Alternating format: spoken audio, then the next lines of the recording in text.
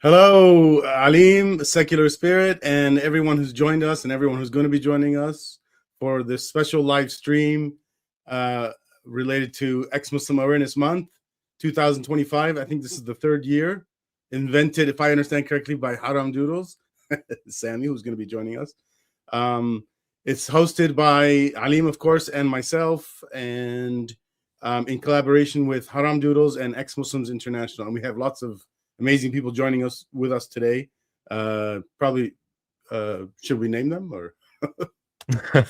Yeah, we can name them in a little bit. I just wanted to say to anyone coming in who might not be unfamiliar with any of us, or maybe doesn't know much about ex-Muslims or leaving Islam, if you ever wondered why people leave Islam and why they're speaking out against Islam, criticizing it, this is the live stream for you. You're going to hear a lot of stories from a lot of people. And we've got some merch as well. Rami's displaying them right there. And yeah, so Rami, should we first actually introduce some guests who might not be able to stick around for very long, including a special surprise guest? Yeah. All right, let's do it. Okay. Well, look who it is. Aladdin. Aladdin is frozen, but we can hear you loud and clear. Just give me a second. You know, I always wonder how I should say his name, Aladdin or Aladdin. And here's my conflict. Alim, every time you say my name, you say it the real Arabic way. So that gives me like a pressure to also do the same thing with everybody else's name. Well, the funny thing is that I think Aladdin has dealt with this too, or Aladdin. Sometimes if you say the names in the proper Arabic way, some people will say, "Oh, you're actually secretly still Muslim. That's why you're still saying it in the Arabic way," which I always thought was a weird thing. Yeah. Yeah, and also code switching is hard. Sometimes when you're saying English words and then you want to say an Arabic word in the middle, if you switch to pronouncing it correctly, then you pronounce the English incorrectly. So it's not on purpose. But yeah, we sound like we're faking when we do that. I guess. Yeah, as long exactly. as you it happens to call me by my name. Yeah. If it makes people believe me more, I'll say Islam. There you go. Yeah, thank you for organizing this, Rami and Secular Spirit, and thank you for having me here. Yeah, thanks. And really a lot of the effort and know-how is from Haram Doodles, not me. Speaking of, I think Haram Doodles is also backstage. Let's bring her on. Hey, how's it going? Good. Happy Ex-Muslim Month. Nice to see you all. Good to see you too. Maybe just for the intro, maybe you can tell people why you came up with the idea and what you hope to accomplish with it. Yeah, so this is, I launched Haram Doodles in March 2022. And Remy, thank you for wearing Haram Doodles merch. And I basically, like around November time, I learned about Islamophobia Awareness Month, which is AKA Muslim Awareness Month. And through conversations on the subreddit, someone was like, hey, we should have like an atheist month for us. And I was like, wait a second, why don't we have an ex-Muslim month for us? And sort of also in protest of Muslim Awareness Month as well. And so basically it's kicked off December 2022 was the first Ex-Muslim Awareness Month. And honestly, it took me just literally messaging every single ex-Muslim I knew or was connected to in one way or another and just blasted out the message to everybody. And I was like, hey, can we do this? Can you help me like jump in and, help put content out and talk about why we're doing the month? And so it was really cool to see sort of like a snowball effect of like everyone actually like jumping in and actually like becoming really excited about it. And so it was really fortunate to Alim and Aladdin, just meeting you both last year in Oslo. I think that really helped us collaborate a little better and more closely on Ex-Muslim Month. And so for the third and fourth year, and now we're in our fourth year, Ex-Muslims International has been really sort of vital to helping us think through themes and messages and putting out content and getting us all into Ex-Muslim Month. So yeah, it's been really cool to see the growth and the momentum over the years. Yeah, it's really amazing. And I think to your point, like meeting in real life is like something that really brought us all a lot closer Yeah. together. Rami, hope to meet you in real life one day too. Not to exclude Hopefully you one there. day. Yeah. But of course, the reality is it's not so easy for people like us to meet, especially because we're not just because we're scattered around the world, but because it might not be safe to do so. So we're hoping also that this can be a virtual space where people can share their stories and just learn more about others' experiences. So Aladdin, I know that you're a bit pressed for time, so just wanted to pass the No, mic no, on to it's you all if good. you want to Yeah. say anything to people, anything that you think people who don't know much about ex-Muslims should know. Give us your wise Um, words. sorry, say that again. I said, give us your wise words. I don't know if I have wise words, but I do have words. Well, first of all, I just ordered the T-shirt, by the way. Thank you for reminding me to do that. So I'll have it by the end of the month, This hopefully. T-shirt, or Yeah, maybe a version this of it. I don't know if you had ex-Muslim multiple T-shirt. I'll probably versions. wear it like in my live streams and videos and so on. Yeah, something that you said, Haram Doodles, you were talking about why isn't there like an atheist awareness month? And that's actually a good point, that we want to bring awareness to ex-Muslims in general, not just specifically atheism, because sometimes these two are seen as synonymous. And that may be the case. You might be an atheist after you leave Islam, but a big part of what you're doing and what we're all doing here is bringing visibility to the idea that we can leave Islam.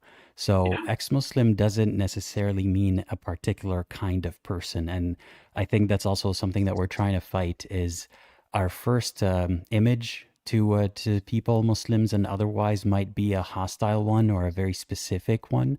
But as you can see here, there are all sorts of people, and we tend to disagree on all sorts of things as well. But bringing visibility to all of us is important. So I thank you all for being part of that and for including me in that. And thanks Thanks for for being being here, here.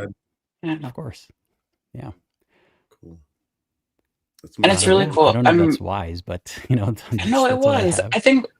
I think what you said kind of hit the nail on the head too, that, we really, being an ex-Muslim, the ex-Muslim community is not a monolith. We come from all walks of life, and we are atheists, we are agnostic, we are Christian now, or Hindu. Like, right, like we've converted to another religion too.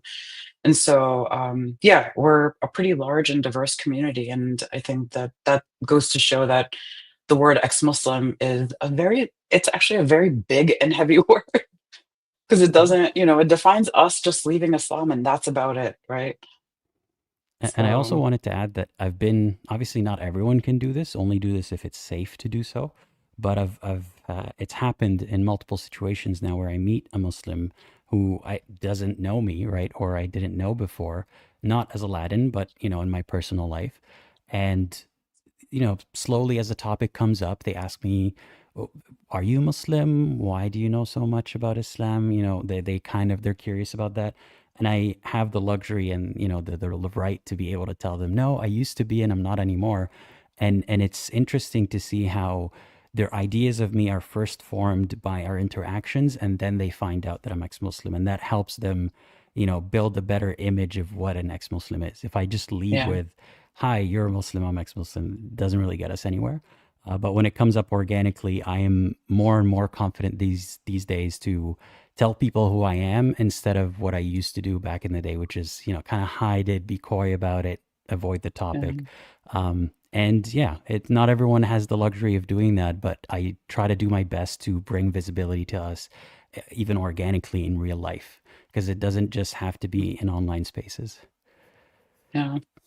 No, you're absolutely right. I think, and that's the beauty of the things that even the four of us collectively do, right? You're all using video. I'm using sort of a different medium, but I think that goes like a long way in terms of how people consume content, right? Like someone might see a visual and that might give them enough of like, okay, that's all I need. And someone might need an hour-long video and a live stream hearing from ex-Muslims. And so I think it's really cool that we can all do this in multiple different ways. So Yeah. And Yeah, I'm exactly. glad that even the younger generation is engaging more with the topic, because, for example, making TikToks and reels and stuff, I don't do that as often, but I'm glad that someone else is doing it. So I'm glad that we have this diversity in approaches as well. yeah, for sure. And we need a lot more people doing do. it with us. There's not enough of us. I'll leave it at that Yeah, for now. yeah, we do. And Yeah. I don't do the best job at like pitching it or like selling it as a something that people should really be getting into. But if you're able to, you should. Yeah. Completely agree. Yeah. And one of the things that we wanted to talk about before we get going with the next part of the live stream is what you can do in Ex-Muslim Awareness Month if you want to support us. I do have a list of 10 things that you can do.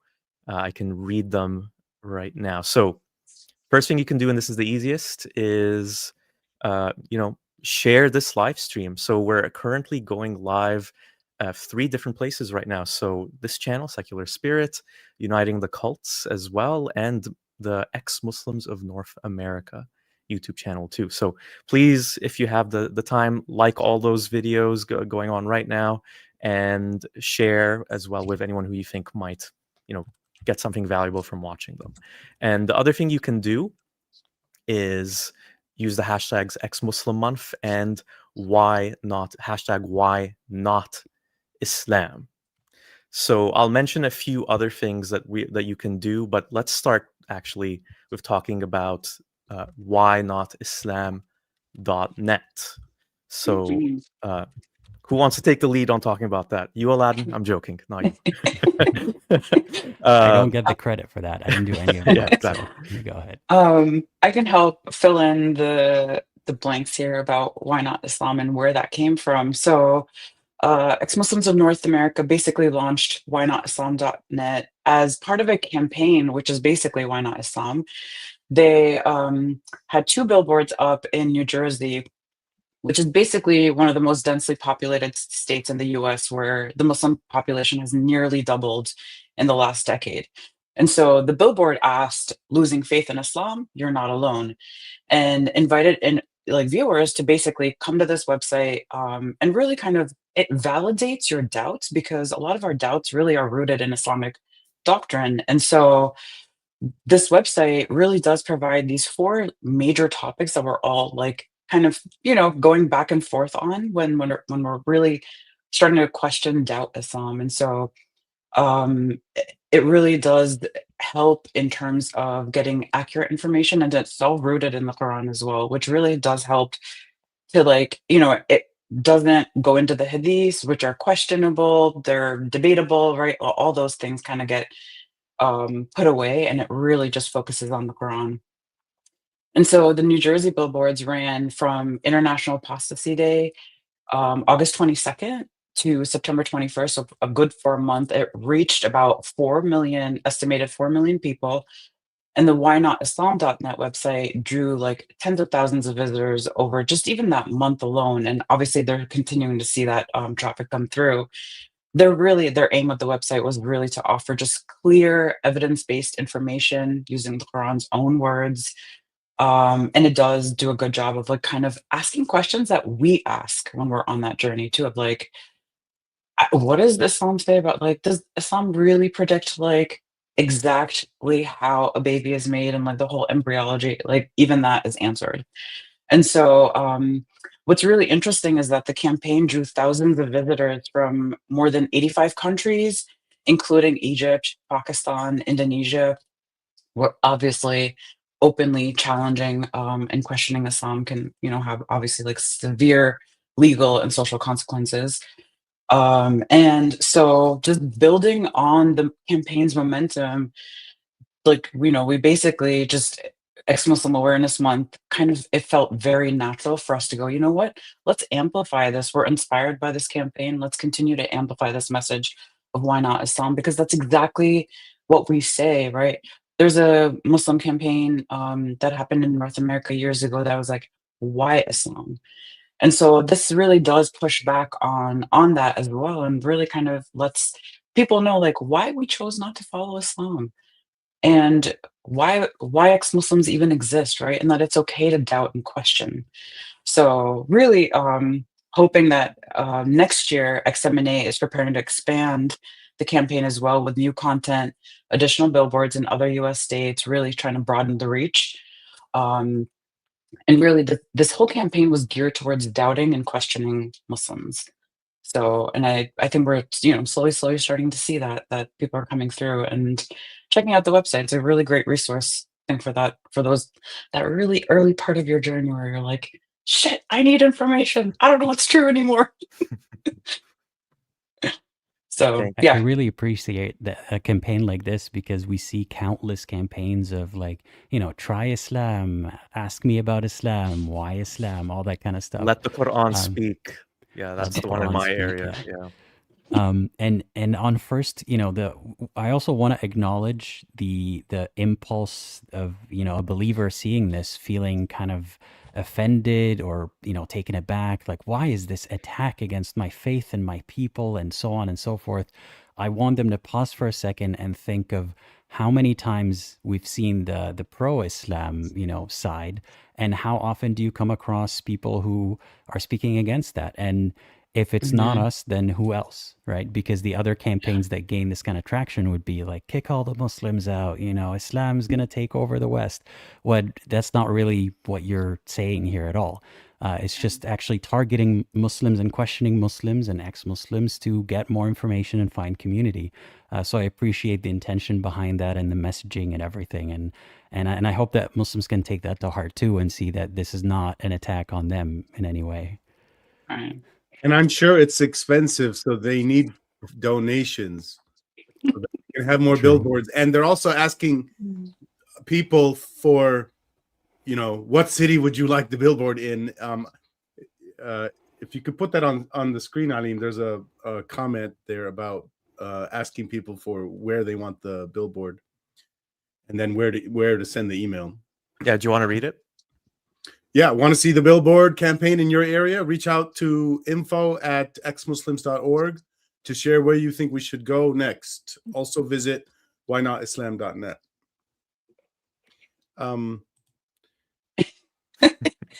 I wholeheartedly believe that too, Yeah. Zenith. Zenith leaves a comment saying, "Cats. I do not believe in God. I believe in cats." And unlike God, you can actually see the cat next to Aladdin right now. Did you see him paw at my shoulder for attention? Yes. Yeah, That's yeah. so cute. She's like, hey, I want to get in on next Muslim month too. I wish they were aware. Yeah. If that's all about Why Not Islam, it's by ex-Muslims of North America. They do other things. Let me put this as a comment here. They have a newsletter. I think it goes out something like once every week. Yep. In it is the Dissent Dispatch. A lot of good information there every week. I love reading it.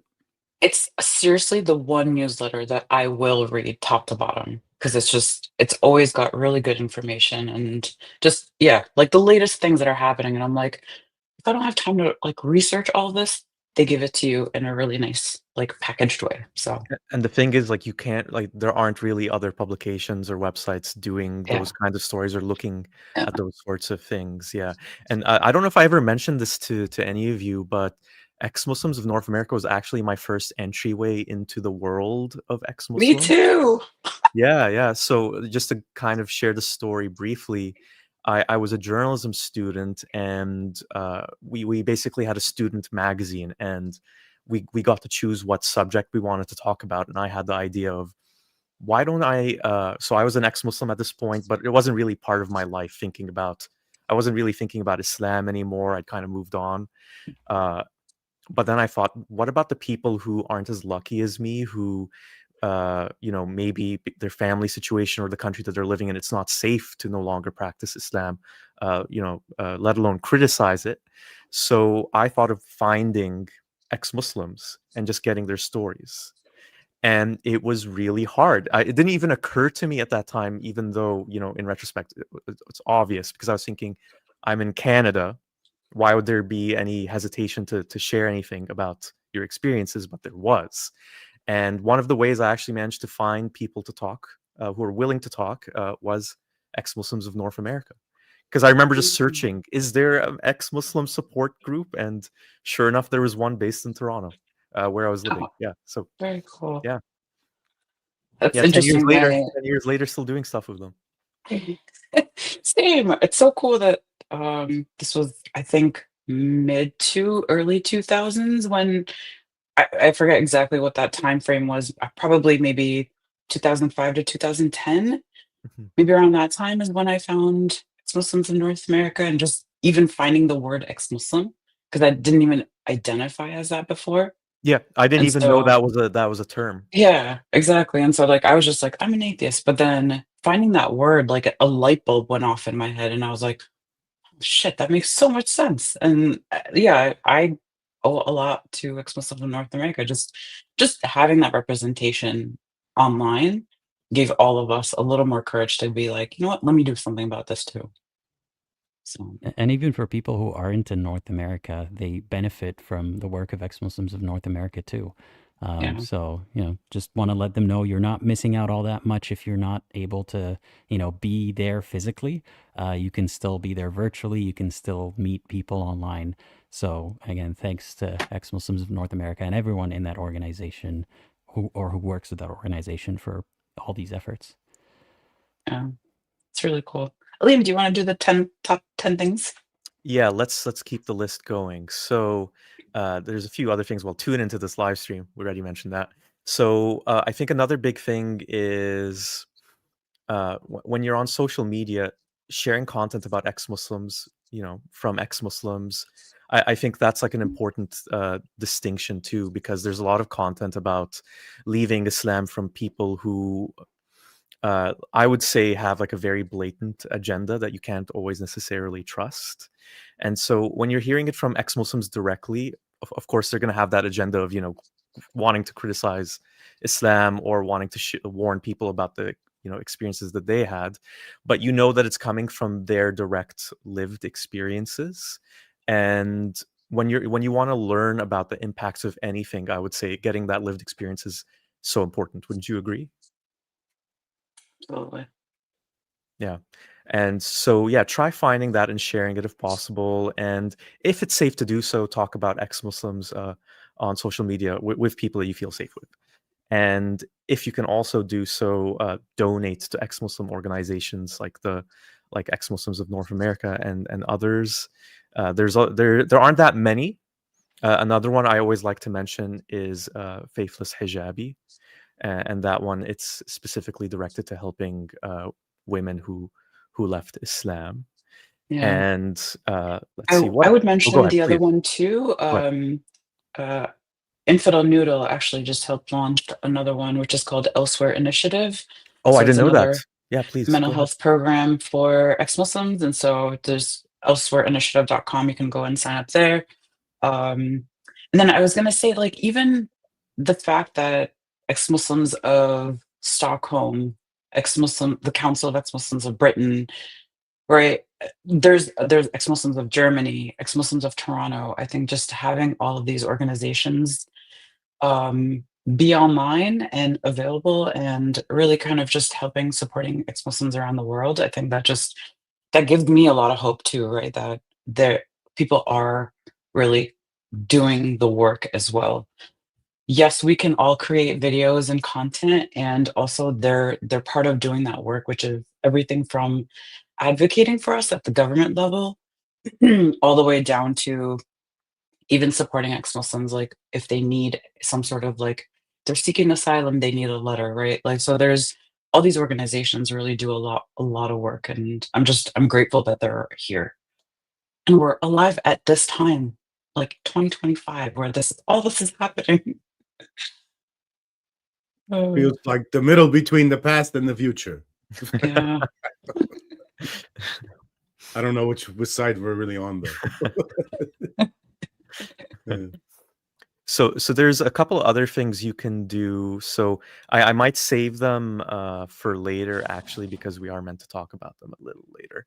But the other main thing I wanted to say is, besides donating, if you can volunteer, honestly, I think any of these organizations, like even like just YouTube channels like mine or Aladdin or Rami's, would benefit a lot from any kind of support you can do. Like it doesn't have to necessarily be financial, but something as simple as, and I get this sometimes from people, is they just send me emails or messages telling me about something that happened that I might not be aware of, or something that might be a good idea to talk about, even that kind of support is really helpful. That would be very helpful. Yeah. And sometimes I'm finding out about things happening in the world from other people that I'm connected with, right? Like it's impossible, the amount of content explosion that's happening, like, right, with online and everything. It's impossible to keep on top of everything. So I really appreciate when ex-Muslims can send me like a news article, something that's happening in the world, and they're like, "Hey, did you hear about this?" So keep that going too, because I think that helps us as well.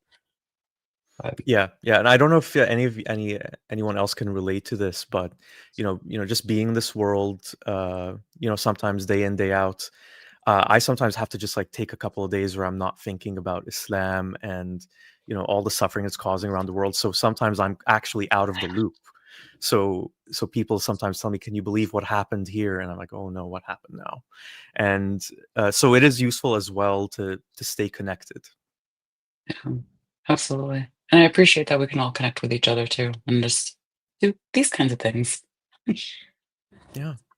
Yeah. Is there anything else you wanna mention in terms of support? I'm gonna save the mention of another new website for later on, and we do also want to talk about a few ex-Muslims that are in really tough situations. So we're also going to save that for later on. Anything else that anyone wants to mention in terms of support this month or going forward? I think Um, honestly for me it's just continue seeking help, sharing resources. If there's something that's worked for somebody, it might help somebody else, right? I think that even that helps and goes a long way. And really, I think getting content about ex-Muslims from ex-Muslims, I feel like that's kind of, for me, is a very important thing because there's just so many voices out there right now.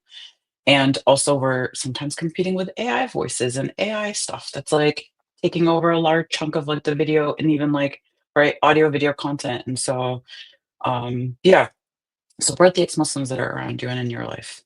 So even the young people in your life, right? yeah, I was going to add one more suggestion. These are all excellent suggestions. We could try to find, maybe like if you watch online content, from ex-Muslims, try to find your favorites, even if it's something that you watched a long time ago, and share it with someone that you know. That way Yeah, you might help them, find something that but they don't. So this could be a good month for that. absolutely. Great idea. There's a shout out to Aladdin. Put that on screen. No, I'm not going to plug my own channel, but yeah, you know where to find Really me cool to if you see look. that though. Yeah. Aladdin, take it. What you know what I mean? Like Mhm. this is a really great comment. So Yeah, you should yeah. be proud of that too. Oh, well, thank you. I didn't see that comment. I'm glad that I was part of your uh, journey and your story. And yeah, I'm happy to hear that. Because as we said earlier, we need more people. So every voice counts. Thank you. Yeah. Polygraph says Apostate Aladdin is the main reason I started posting. Yeah, Aw. I appreciate that. yeah. It's actually incredible to think sometimes when I do. You get this definitely more than me, Aladdin, but I sometimes get messages from people in Malaysia, or I remember there was someone from China. So these are ex-Muslims from all around the world, and they reach out to you. I think it just shows really the power of the internet, which previous generations just didn't have, and who knows how much people have to suffer in silence or just suppress their Mhm. thoughts, and their questions about Islam. But it also shows how universal the experiences are. When I hear people from all around the world, people younger than me, older than me, and like how they say, "I went through the same exact thing as you do." And I think that really does shatter the response that you'll hear from some Muslims, where, well, it isn't Islam's fault, like this has nothing to do with Islam. Your parents didn't raise you the proper Muslim way, or you just had bad parents, or it was just your community, or it was just the way that Islam was interpreted in your specific circumstance. No. When you see these stories happening over and over and over again, when you see the misogyny that exists in Muslim communities all around the world, eventually you're going to have to see what the common denominator is. Yeah, to And support especially that point, when I have, Islam sorry. doesn't give us. Oh, sorry. I was going to say, especially when Islam doesn't really give us a choice or an option to do anything. except for believe or else.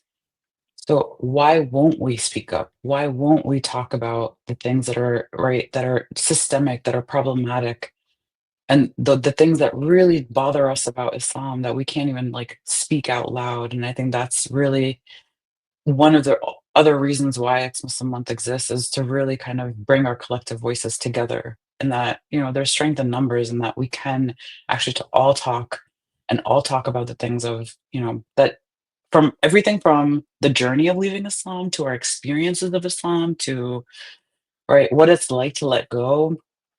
And that's really cool to sort of, there's more and more of us speaking more loudly. And I think that's just, that gives me a lot of hope. So it's Go not ahead, just Alon. it's not just us talking to each other. It's having some sort of I don't know if this is the right word, but unified voice Yeah. for the rest of the world. Yeah. And I think we need both. We need all the diverse voices, and we all can come together and have a unified message as well. So I was going to mention that there's on the Discord server for my YouTube channel, there's a member of the community who grew up and still is in Mecca, of all places. wow. The birthplace of Islam still lives there. So it's not, you know, it's not just that we're reaching people who are very far away physically and, you know, ideologically from Islam. Like there are even people in Mecca who watch our videos and they echo similar sentiments, and you know, things are tough for them as well. So I'm just I'm happy to hear from people all over the world, and I'm glad that we're able to do this. Yeah, for sure. Okay, so Shall we should move What's on next, to the guys? next? Yes. what are we doing? You You want can to I do the just discussion panel? Oh, go ahead. may I say one last thing before I jump off, and then you can get more folks in. I just wanted to say thank you to everybody here, all of you guys, all of the ex-Muslims out there that are supporting each other and really helping each other, because at the end of the day, we are a global community. Yes, a global community of very, very diverse people. And somewhere along the way, we lost our faith in Islam too. And really, we are done being treated as a threat, really. And I think that's where we have to stop excusing a religious system that continues to harm us. And so I think that's really where I hope you have a really good discussion with the next few folks, because I'm excited to hear what they have to say as Well, well. Sammy, But you're Sam, you're actually going to be in the next discussion. Okay, that's You right. weren't meant to come on this early, but you're such a great public Yeah. speaker that it ended up being better nobody. than the way Yeah, we planned it yeah, anyway. exactly. Oh, thanks, guys. The other person, hopefully, is Alim. Is Usama inside the backstage? No, he's not. But Alauddin can be Osama. If he... Okay, yeah. Oh wait, no, Osama is here. All right, okay. So I'll leave room for Osama then. okay, it was great to see Bye. you. Thank you for having me again. See you guys. See Hope you. to see some videos from you very soon. Very Bye-bye. soon, I promise. Bye-bye. See ya. All right, so Osama is backstage. I guess he was listening all along. All right, hello. Usama, how Bye, you doing? Sama. I was actually following some of what was being discussed. It's really amazing, especially when low. Yeah, can you make yourself a little bit louder somehow? Yeah. Or are you guys in trouble? I'm actually getting a delay of some sort. Yeah, there's a little bit of. Oh no, we can hear you now. Okay. Yeah. Seems okay now. It looked fine to me the whole time. Okay. You gotta have technical issues. You have to. It can't be a live stream without the technical issue. Yeah. So, How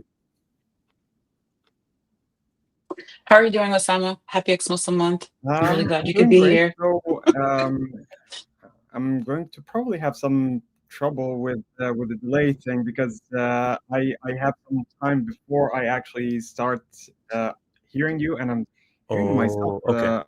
first time. Usually there is no issue with this. Osama, maybe you can try something sure that what really you're helps saying is with exiting and then coming back in. Maybe you can try that if you heard me. So,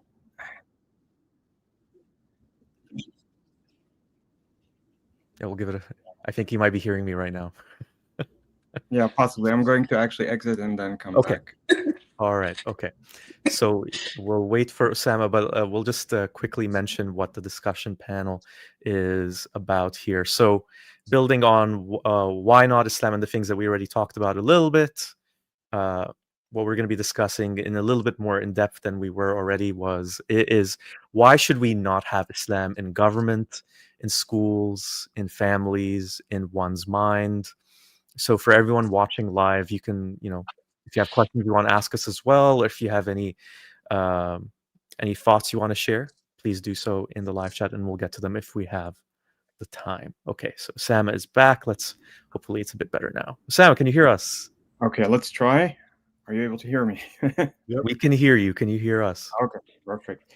Yeah, so Hey. I just wanted to mention something about the previous segment. I was actually listening to it, and the amount of reach that's actually happening when it comes to the English speaking segment of this whole multimedia outburst that is happening right now is really amazing, because when you look at the Arabic side of this and how many people are actually out there consuming content and producing content, and seeing how the two aspects, it's a completely different kind of discourse that happens there, because when you're talking about someone who speaks Arabic, they already know what the text actually says. They have been immersed in this from childhood. They know so much.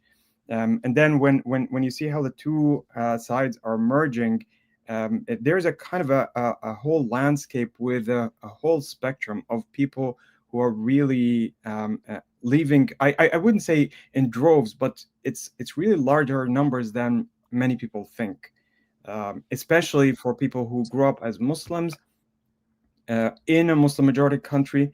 The percentages are much higher than people would like to admit. It doesn't have to be someone who actually eventually walks out and leaves and becomes an atheist. It doesn't have to be that way, but leaving religion completely and not committing to any of the rituals, any of the system of tenets of the system of belief.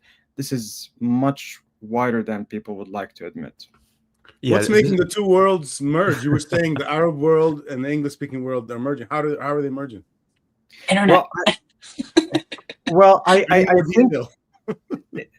this is actually this connects a little bit to something that we were discussing in our every week conversation about what actually initiated this wave of leaving Islam in the first place, which I think has a lot to do with that infiltration of global culture into what was hermetically sealed before that. The fact that now there is a kind of a common language, common set of platforms, so many different things that wouldn't have been dreamt of before, these are now being available in common with everybody. So that even though you might have a language barrier that still separates the two types of people, for me, seeing both sides, I see so many commonalities that I would probably say that in many places this separating barrier is actually thinner than people would think. There are so many parallels of things that are starting independently to some extent and moving in parallel because of the fact that everybody is immersed in the same kind of cultural soup right now, if you want to think about So it. the merging, correct me if I'm understanding right, the merging is happening because there now exist people that are in both worlds. They know English and Arabic, and they learn from both groups, and then they exchange ideas. Well, that too. But what I'm saying is that there are so many things that are happening in parallel that I'm seeing so many of the things that I see in the English speaking world compared to the Arabic speaking world when it comes to ex-Muslim content. So it's not that they are completely separate.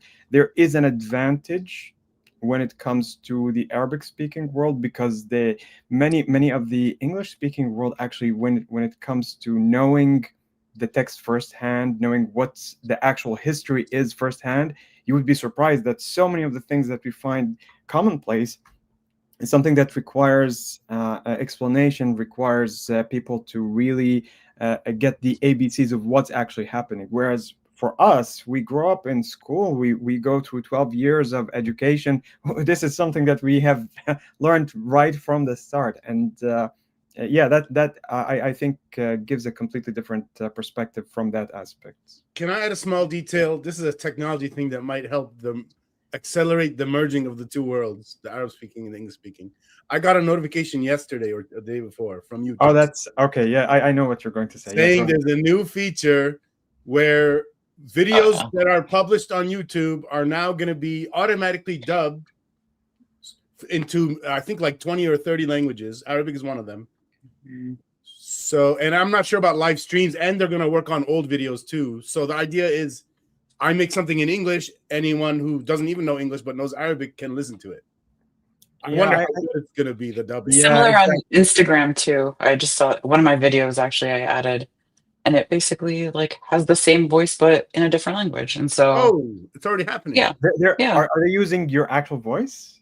No, so it was a video. So for Betty, we actually shared a video. And so I was like, let me try this. And I actually created AI translations. It was somebody else narrating it, but the narration sounds exactly like her, but in a different language. Oh, okay. So yeah. I was gonna say, so in terms of Osama, like we're talking about why not Islam, right?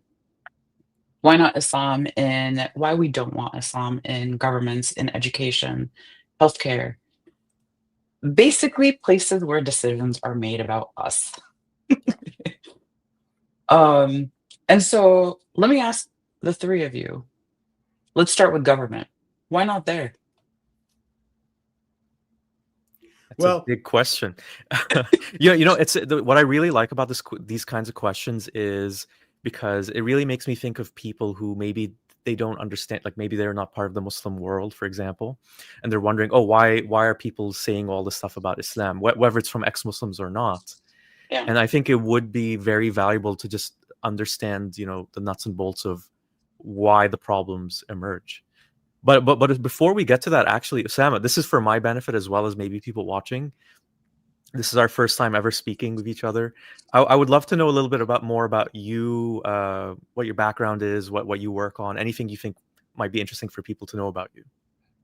Well, okay. So for me, as an ex-Muslim, probably I left Islam a little bit before than many of the people who might be leaving Islam recently. I that was back in college, I would say about 30 years ago.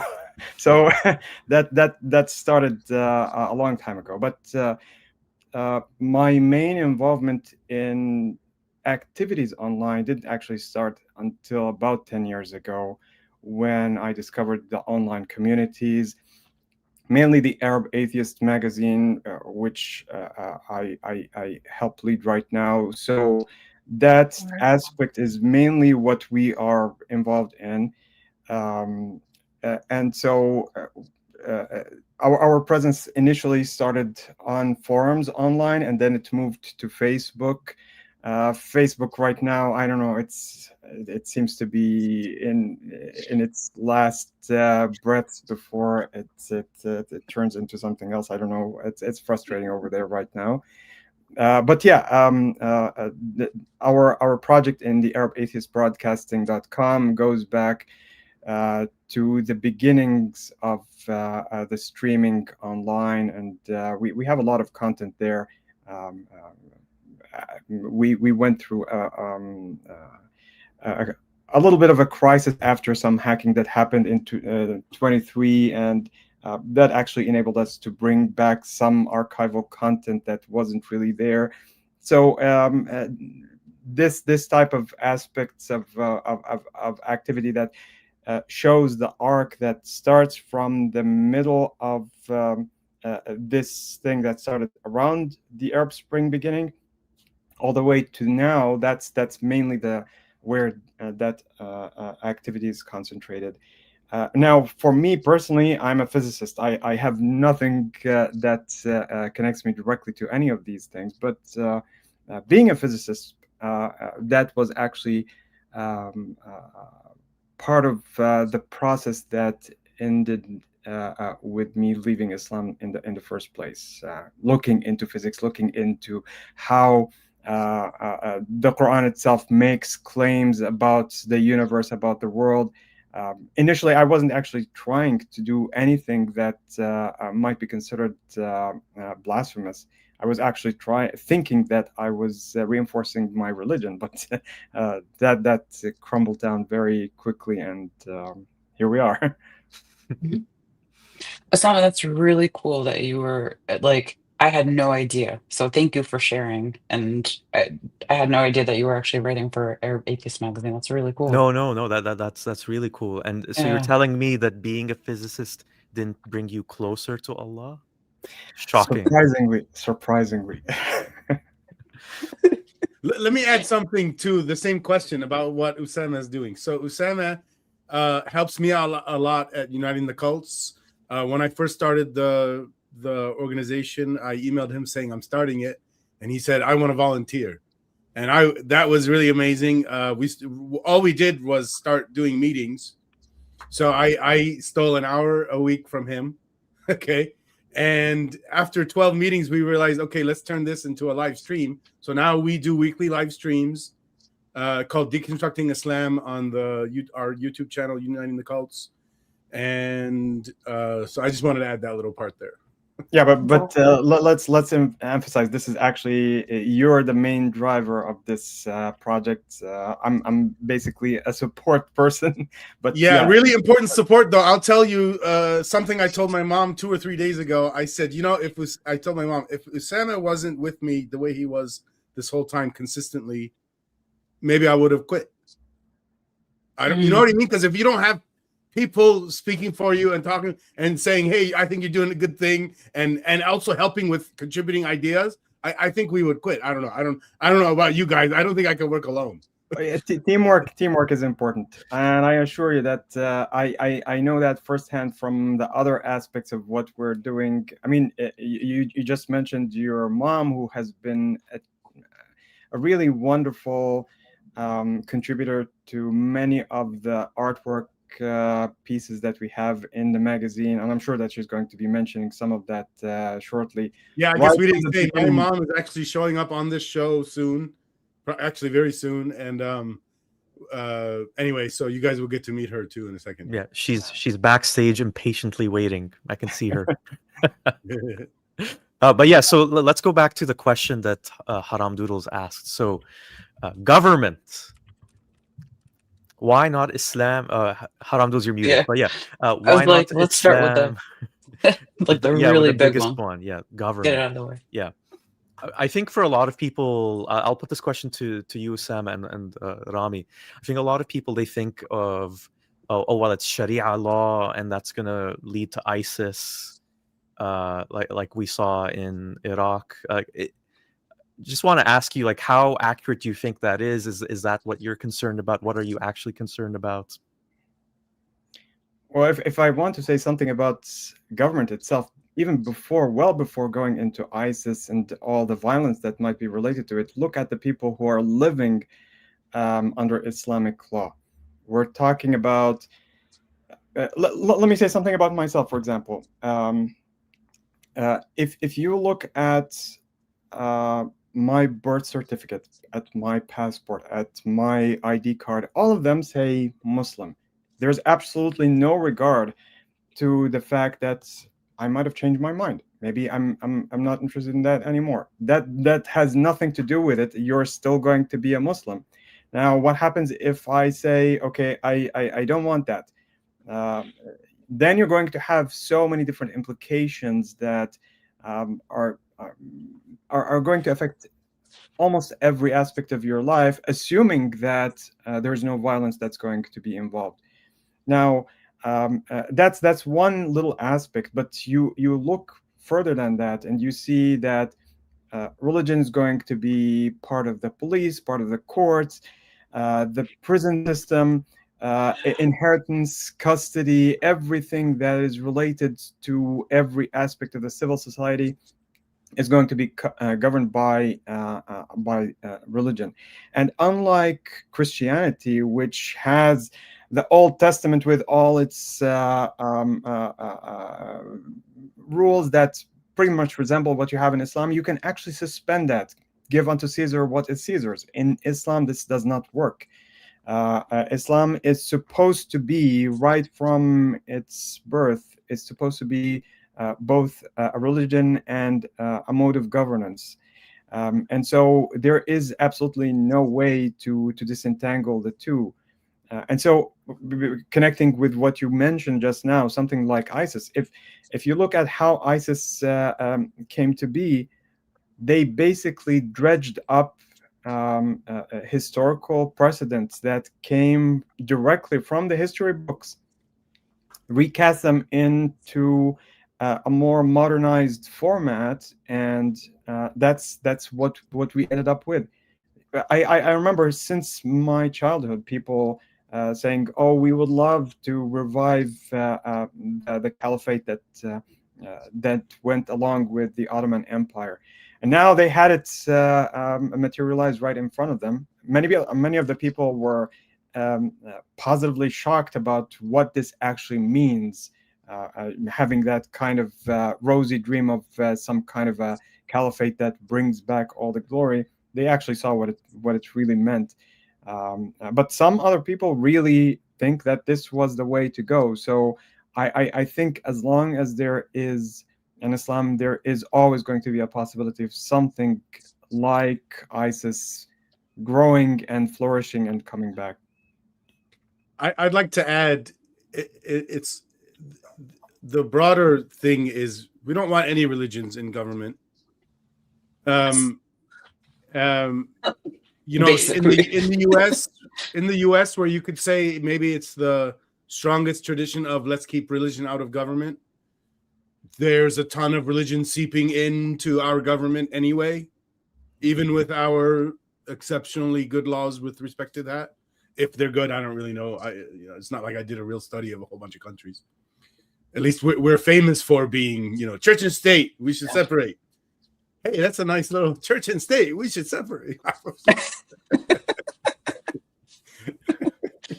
We're going to find Rami protesting out on the street. Rapping. Does that sound almost like a rap? No. This sounds like a song. I'm not a singer. I have no skills like that. Okay, so the government one is handled, right? Well, one last thing. Oh, you want to go first? I'll just mention my thing quickly, actually. So, question to all of you again. So, in this society where there's Islamic government and where I had this experience too, Sam. I grew up in the United Arab Emirates. You have to have Muslim. You're a Muslim no matter what in your identification. So, what happens to you if you leave Islam under this kind of government?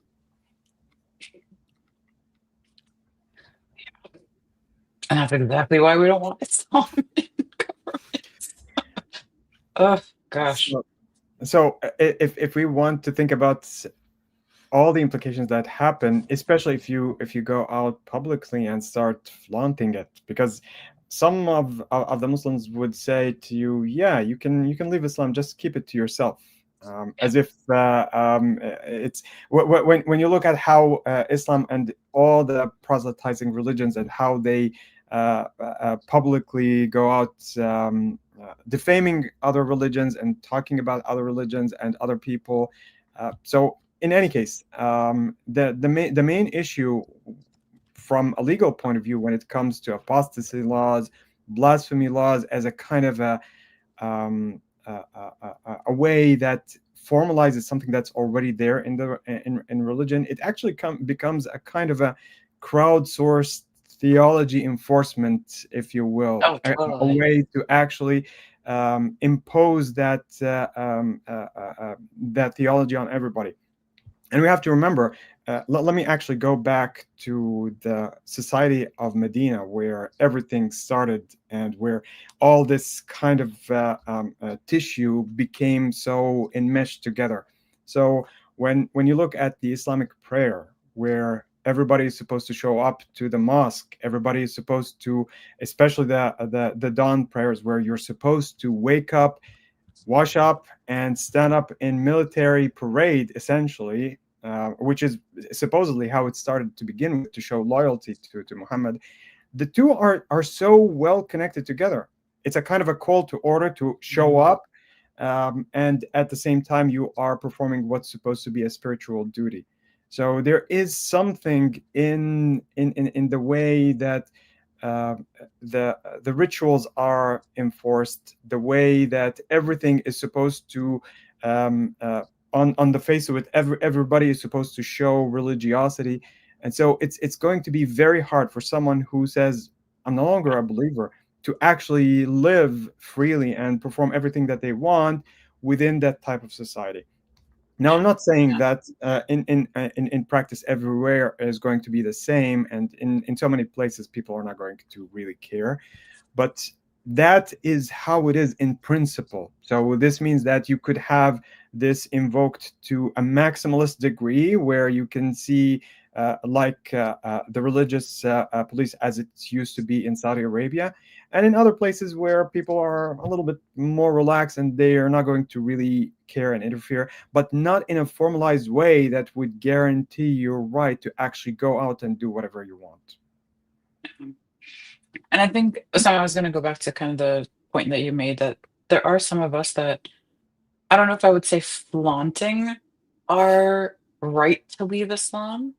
I think it's more that we want to be heard, and we want that voice to be heard by others, to like help them feel seen and heard and valued, right? Too, that like me seeing people like Mariam Namazi gave me a lot of hope and courage to like have my own voice as well. And so I think that's really important. But I think in terms of just the government, Remy, I'm with you. I am so grateful that I live in the US and I had the privilege, the opportunity to be here.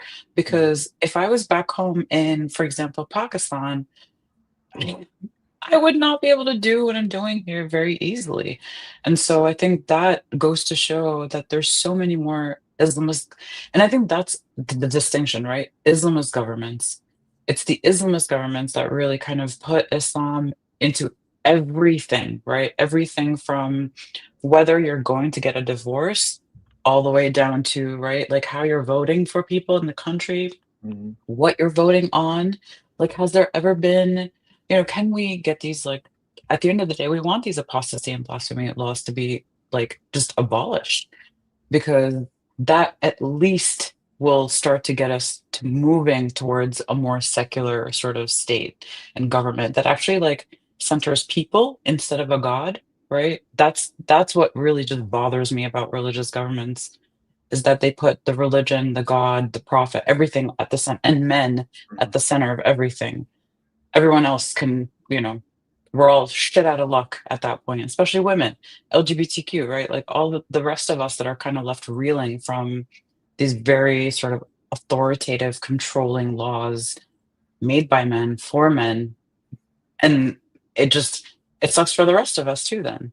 Yeah. Remy, what are you going to say? Let me add something to that. So maybe this gives an answer to all of the variations of that same question. Why we don't want Islamic government, the mind, relationships, family, all of it. Islam's conception, or the conception it tells us about human interaction, is that in a disagreement, somebody has to win, somebody has to lose, and then it chooses who. So between man and wife, it is the man. And it tells us we can use, beating to make her obey. Between parent and child, same thing, it's the parent. Between Muslim and non-Muslim, same thing, it's the Muslim. Yeah. Between Muslim and ex-Muslim, also, it's, Yeah. And I don't think that's the correct way. The correct way is, well, we can resolve our disagreements peacefully with consent, all that, including parent and child, which, and by the way, I don't even think the West is very advanced in that area. In respect, I think all of us need more advancing and progress, like, generally, I think. Yes, my kids would agree with you. Yes. There's a and I think that's something that I, I'm just I feel really just horrible for the people that have to be living in Muslim countries with very Islamist governments, and they, eh, and the fact that they still go out of their way to speak about Islam, and they still go out of their way to find community and find each other, right? I think that just goes to show the resilience and then the courage that it takes for all of us to go, we're done. We're done with Islam. Even if I'm in a Muslim country, I will take the risk to find others like me because Yeah. I can't be alone in this. And I don't want to be alone in this, right? Like humans, we're collaborative. Like we love people. We love each other. We love hanging out. We love community. And I think that's exactly what happens with ex-Muslims too, is that we really do like the fact that we are able to find each other. And even if Islam says, nope, we're still going, nope, I'm done. I think that the courage that it takes to get to that point is huge, huge, right? When all your life you're like, you have to believe this. Your entire government is doing the same thing. Your family's doing the same thing. Your friends are doing the same things, right? It's just like this like repeated indoctrination that you're going through. And yeah, it takes so much to get out of that. I think there's a overlap with when Sama, when you use the word flaunt, like don't flaunt it, just stop practicing and whatever. I think there's for people in the Western world, the real overlap I think is that's the kind of thing that people in the LGBTQ community hear, where, oh, I don't care what you do in the privacy of your bedroom. That's a classic thing. Why do you have to flaunt it in parades or whatever? And that's the same kind of mentality that exists also for LGBTQ people. So the idea is you have to play along, you have to play this role, perform this role your entire life, and you can't express who you really are, what you truly believe. You can't criticize things if you believe that they're harmful to you or to others, because that's flaunting it. So they're forcing you to be silent, and that's the reality that I think happens. Like if we were to move to just like the next couple of things to talk about, is that instruction, that education happens in the home, from your family, your parents, your grandparents, the closest people to you are the ones that are enforcing this, and then you go to school and you get more of that kind of indoctrination. Let me just add one little point about this last issue. And we discussed this several times when I and Rami were talking about it. Our visibility is actually so important when it comes to normalizing the existence of ex-Muslims in the first place. If you go along with that directive, be an ex-Muslim, but do it privately, you're actually reinforcing that image that gets created when you demonize someone that is not there. The faceless ex-Muslim who gets demonized is demonized because they don't show up. When you're showing up and talking and humanizing your presence, that's probably one of the best things that you can do. And the people who can do it, like us, are doing a favor to others who can't, because there are people who cannot publicly show that. So I just wanted to add this little point. I'd like to add. Yeah, go ahead. go ahead. Were you going to finish? No, go ahead. I'd like to add one thing is the thing Alim brought up and that Usama was talking about, the way it's framed, what we're doing. If we speak up, they're calling it. What was the word you used, Alim? I don't remember anymore. Flaunting, right? Flaunting. Word? Yeah. Flaunting. Okay, so here's how I see what I'm doing. I'm trying to save people from the suffering that I faced. It's not much different than, say you're in the woods and you fell into a hole or a trap or whatever. When you escape that trap, if you escape it, you should put a sign out saying, hey, everyone, there's a hole here. Don't fall in. That's what I'm doing with every word I say about Islam. And, I'm trying to help you avoid the hole that I fell in. That's all. I'm not fucking flaunting. Excuse me, I'm getting angry now. You know what the really hard thing is?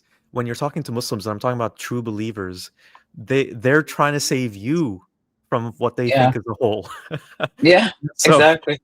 so it's like we're both like on each side, we're warning each other of like almost like opposing things. And Yeah. once you leave Islam, you start to see, oh, that hole that you're so worried about doesn't exist, and you're actually putting yourself in a different hole.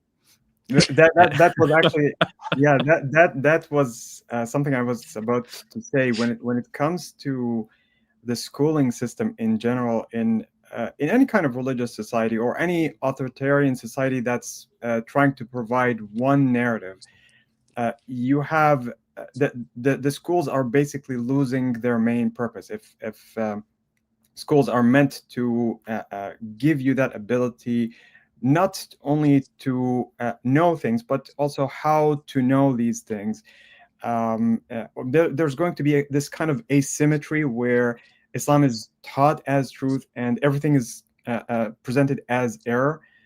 You're not going to be getting that kind of sense of objectivity. You're not going to be developing that skill of objectivity. You don't have doubt. You don't have the ability to compare religions. The whole philosophy of belief is what you are presented with. And so there's going to be a kind of a long-term effect on you and your identity and how you're going to be approaching everything that you have in life. And this starts from childhood and accompanies you throughout your entire life. So it's not something that's trivial. It's something that's very, very formative. Yeah, absolutely. Yeah. And I think I'm just, the education parts of it too is just crazy, right? That there's so many of us that are getting education that is like, Allah created the world, and right, and the rest of us are getting a very different education, which is like giving us like the scientific evidence behind how the world was created, like Big Bang, all these things. And there's so many of us getting a very different education. I think that's scary too, is that like a lot of these governments are implementing Islamic education into what should be objective education. And I'm really grateful that, like even one of the first essays that I wrote in my first Islam class was comparing good and evil. And so I compared like the angels versus Satan. And at the end of the essay, I actually was like rooting for Satan. And I was like, what has happened? And like, I think those are one of those like very fearful moments for me too, of going, oh no, what am I doing? Like, I'm actually like supporting this one entity that we're told to stay away from and not to be misguided by it. I'm here going, but it made sense that he made that decision. But yeah, I think we all agree we don't want Islam in any of these spaces. And I think one thing that was very clear for me was that there were Islamic regimes in our homes and in our countries, because those laws that are being implemented in countries are also some of the same laws that get implemented in our own homes, right? Like we are told to shut the fuck up about Islam. We are told to stop talking about anything and asking any questions. So I think a lot of people don't realize that these laws, the Sharia law, is also in our own homes. It's not just the government, and it's in our homes in America. Like that, it was in my home. Like, I think we have to like also talk about kind of that aspect of it too, that it shows up everywhere. Right. And Yes, for a lot of people, sorry. Go for it. And for a lot of people, even when they sort of officially leave Islam, officially meaning like they're able to call themselves an ex-Muslim, they still have Islam in their heads in a way, because they, let's say, fear hell, and some of them don't, but let's say they feel guilty about some of the things they're doing. All of that is stuff where Islam is still in their heads a little bit, not to the point where you shouldn't call them an ex-Muslim, but yeah. So the problem with the whole idea of this perception that Sharia exists outside, and then you have some kind of if you think about civil laws, how they get implemented, you have the laws outside, and then you have your home. The problem here is that you're supposed to have God directly having access to your thoughts, which means that you're basically self-policing, and that self-policing is going to have really grave implications that would affect your afterlife and so on.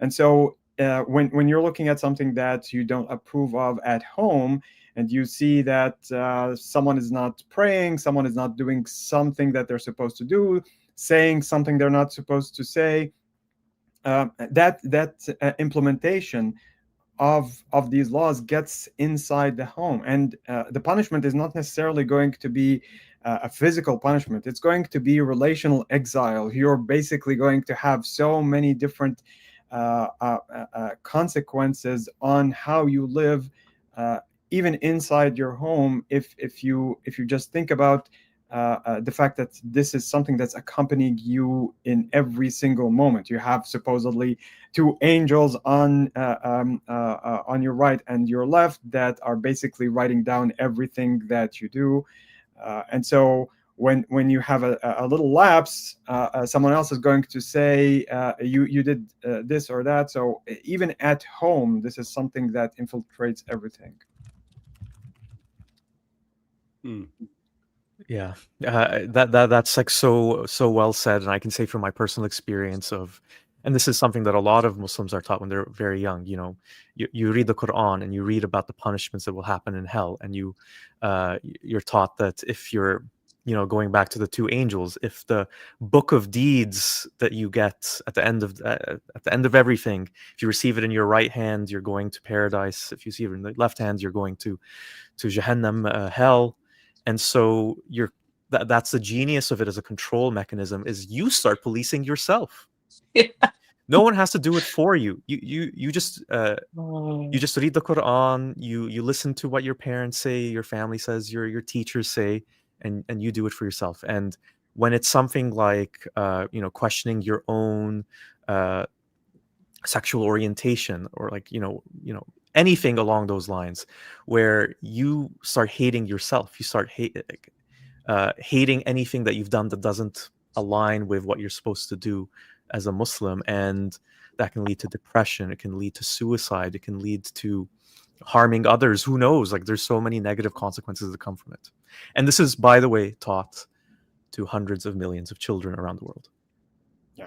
They Catholicism is usually portrayed as something that's really big on sin, but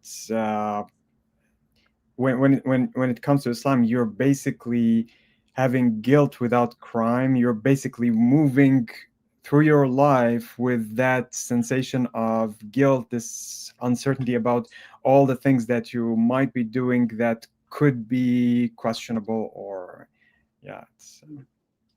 And the guilt weighs on you, like, repeatedly, right? Like, there's so many, in so many cases, like me sitting next to this a gay friend on the bus going to school every day, and my little brain, like kid brain, is going, "Oh my God, he's gonna go to hell," and like feeling guilty for him, right? And so I think even that, like the association that we have with guilt of like, I feel guilty for this, like this Jewish person that's going to be going to hell, and this Christian person, this Hindu person, this gay person, like pretty much everybody, and me included, right? Because I'm thinking of like all these thoughts. It's exhausting. For a while, you're like, okay, I'm done. I can't. How much more can I blame myself for everything? Rami, sorry to interrupt you, but we are running way behind schedule, and Okay. there's so much I want to talk about with both of you. Sam, it was a real pleasure to finally meet you and just listen to your thoughts. You're very eloquent. I totally believe that you're involved with a magazine. So it was a pleasure hearing from all of you. We do need to get to our next discussion panel. So Haram Doodles, you're also unfortunately leaving us for this next one, aren't you? See you later. Yeah, we'll see you nice towards the end. Okay, bye. Yeah. See you, Sama. And okay, Rami, do you want to introduce our next guests? 3 guests we have coming. Yes. Okay. You mean you want me to say it before they come on? Yes. Who's Mariam coming up Namazi first? is coming on, And You start with Yasmin- Medium first? Oh, wow. Okay. I see how Oh, it am I is. going to get in trouble for that? Okay. I was going by order of the amount that people know them. Okay. Okay. I Next see how would it be, is. I guess, Yasmin Al Baramawi, and then I hope I said that right. And then Raghad Rustam, which is my mother. Saving the best for last. I like how you mentioned her last. Yeah, there you Okay. go. Yeah, I like your logic there. Yeah. Okay, so I'm gonna add all of you right now. Okay, I think you're all ready. Okay. So I'm gonna add all of you Hello. right now. Hi. Hello. Hello.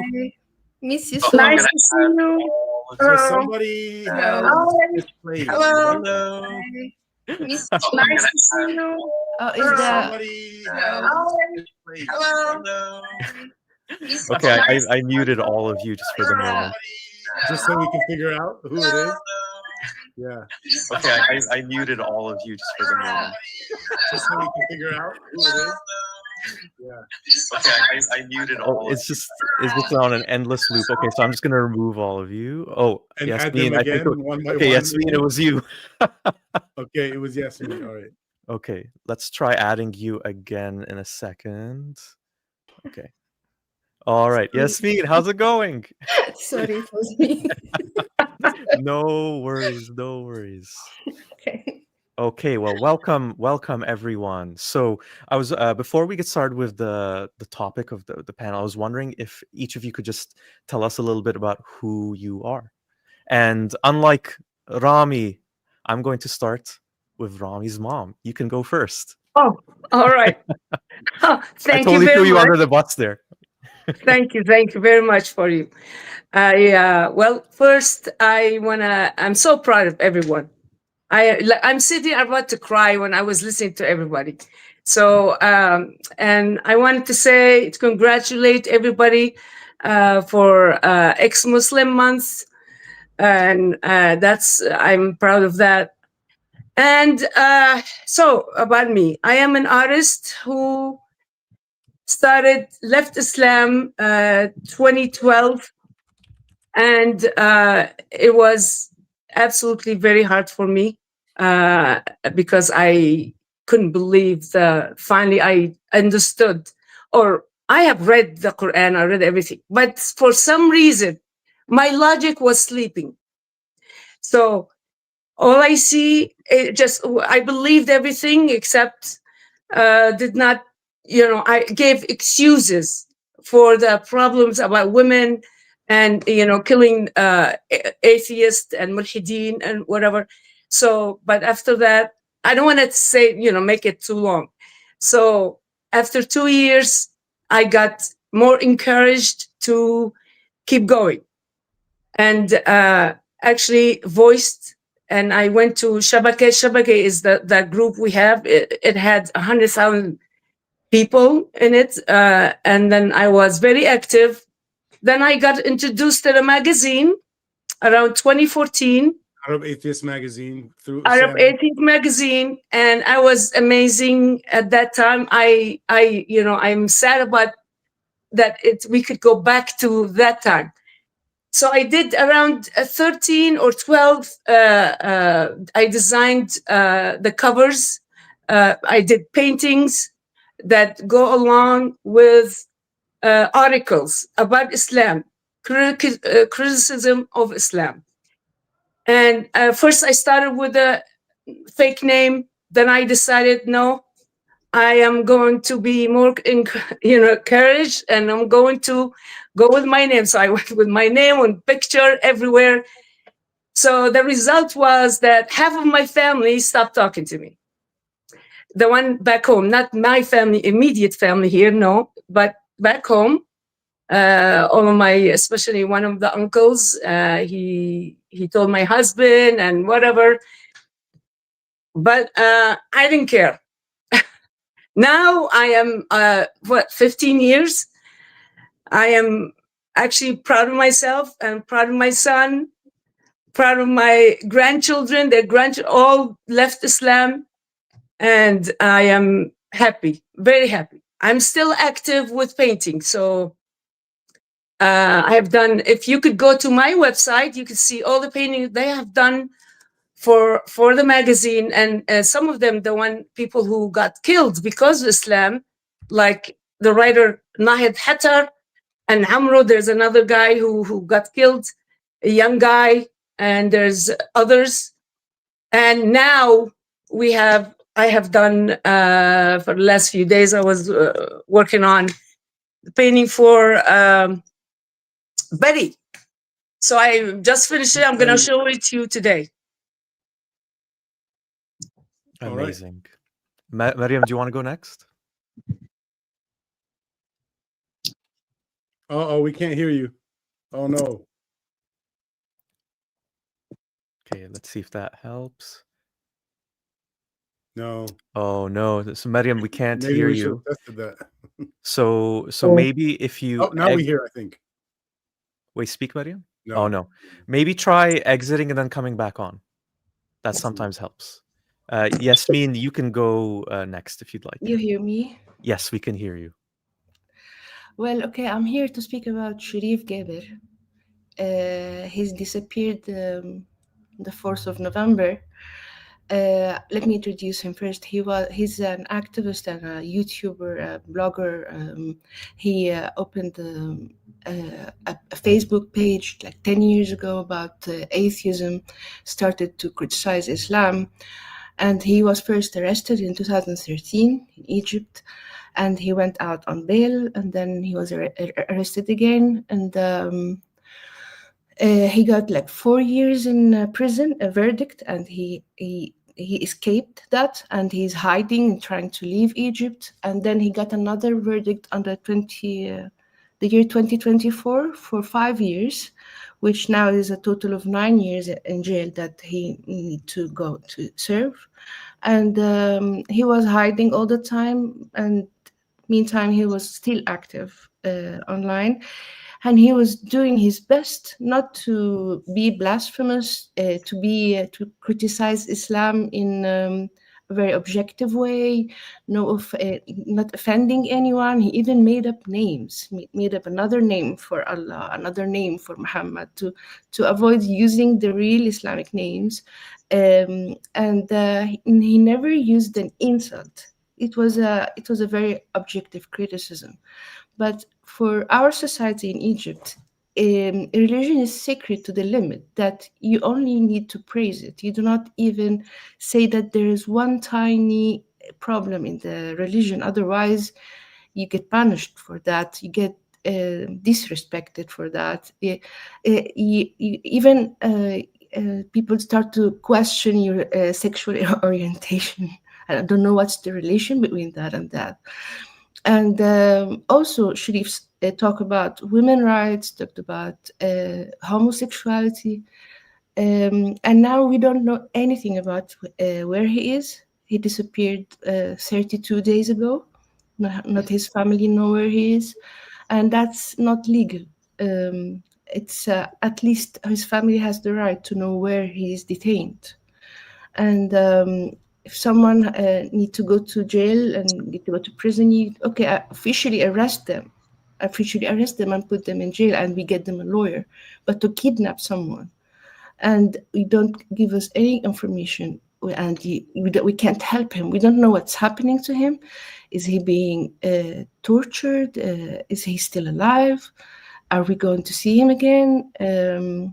Is it just because some people say there's elections and we will lock him for a while and then release him? So it's inhumane to put friends and the family in this pain of not knowing where is Sherif. And that's happening also to but there is another person who got kidnapped. His name is Magid Zakaria, and he disappeared 2 weeks, and now he's detained with other 20. So there is a total of 21 atheist activists in jail. One of them is disappeared in Egypt, only for criticizing the religion from inside Egypt. And that doesn't make any sense. And one of the prisoners is an officer in the army, Egyptian army, an ex-officer in the Egyptian army.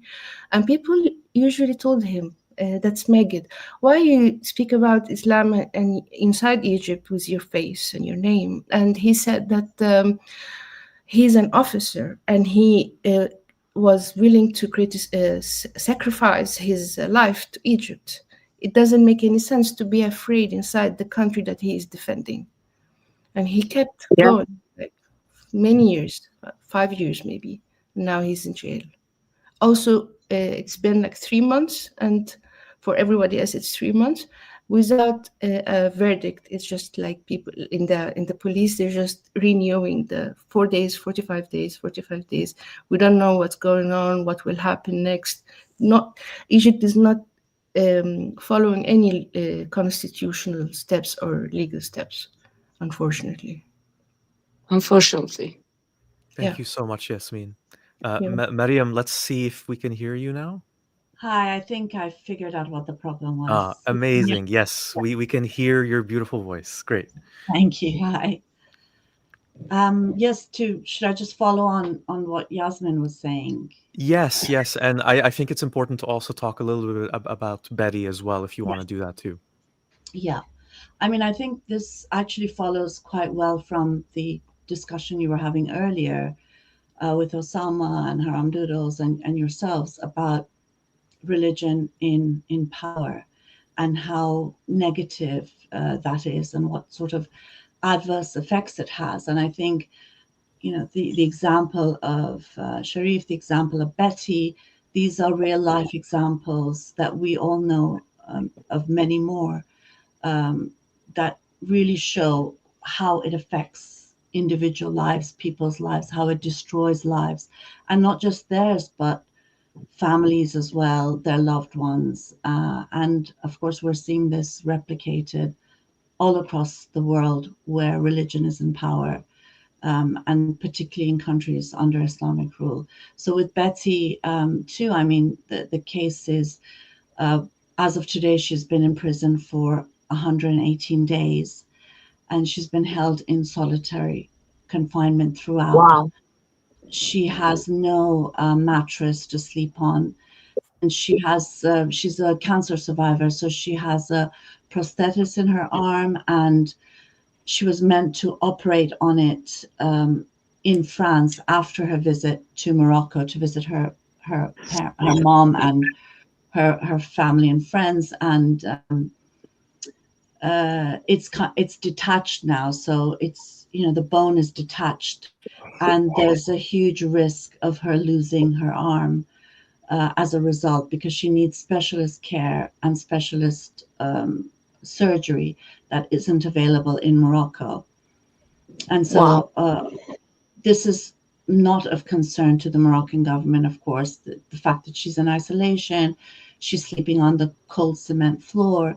And because of this, her arm being in the way that it is, she can really not wash herself very well. She's very afraid of falling every time she moves, because she only has really the use of one hand, you can say one arm and one hand. The lawyers of her case, and I think most probably all your viewers will know why she's in prison, but just to recap, she wore an Allah is lesbian t-shirt at an event in London, and she posted a photo of herself wearing it on social media. And so interestingly enough, that photo wasn't even taken in Morocco, it was taken in London. And she's been wearing this t-shirt for several years now. The first time she wore it was in protest to two lesbians who were given the death sentence in Iran. So it was like an act of solidarity. And she's been posting photos of herself wearing that, including at Celebrating Dissent conferences that many of us have been at from our speakers here. And so it's a result of that t-shirt. But like so many blasphemy and apostasy accusations and imprisonments, it's as a result of sort of mob threats and violence, you know. So what happened is there was this huge pile on Betsy because of this photo, tagging security services, and there were death threats, rape threats, stoning threats against her. And instead of the security services looking into, of course, the people who are making threats of violence against a woman, they went ahead and arrested Betsy and have sentenced her to 2.5 years in prison, an equivalent to 5,000 euro fine. And the lawyers have tried to ask for a sentence, because this is a new sentence that's come up in Morocco, where people who haven't committed violent acts can have their sentence converted into an alternative sentence. So they're not in prison anymore, but they can do community service or be under house arrest or whatever. And that was just this week refused. And the judge said that it's because of the dangerousness of her infraction. And again, it is this conversation you were having earlier about the fact that the most hideous, violent actions are taking place by very often Islamic states, where stoning is permissible, child marriage is permissible, domestic violence is permissible, sex apartheid is permissible, women having being second-class citizens is permissible, and so on and so forth. And then someone who says Allah is lesbian is considered dangerous, so dangerous that she needs to be in prison, despite the fact that her imprisonment could possibly kill her, given the risk to her arm, the risk to infection, and so on. Wow.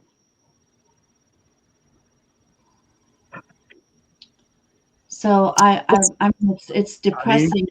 I guess we just have to keep fighting for Sherif, for Betsy, and for many others in Pakistan, Saudi Arabia, Afghanistan, Iran, who are facing these sorts of sentences.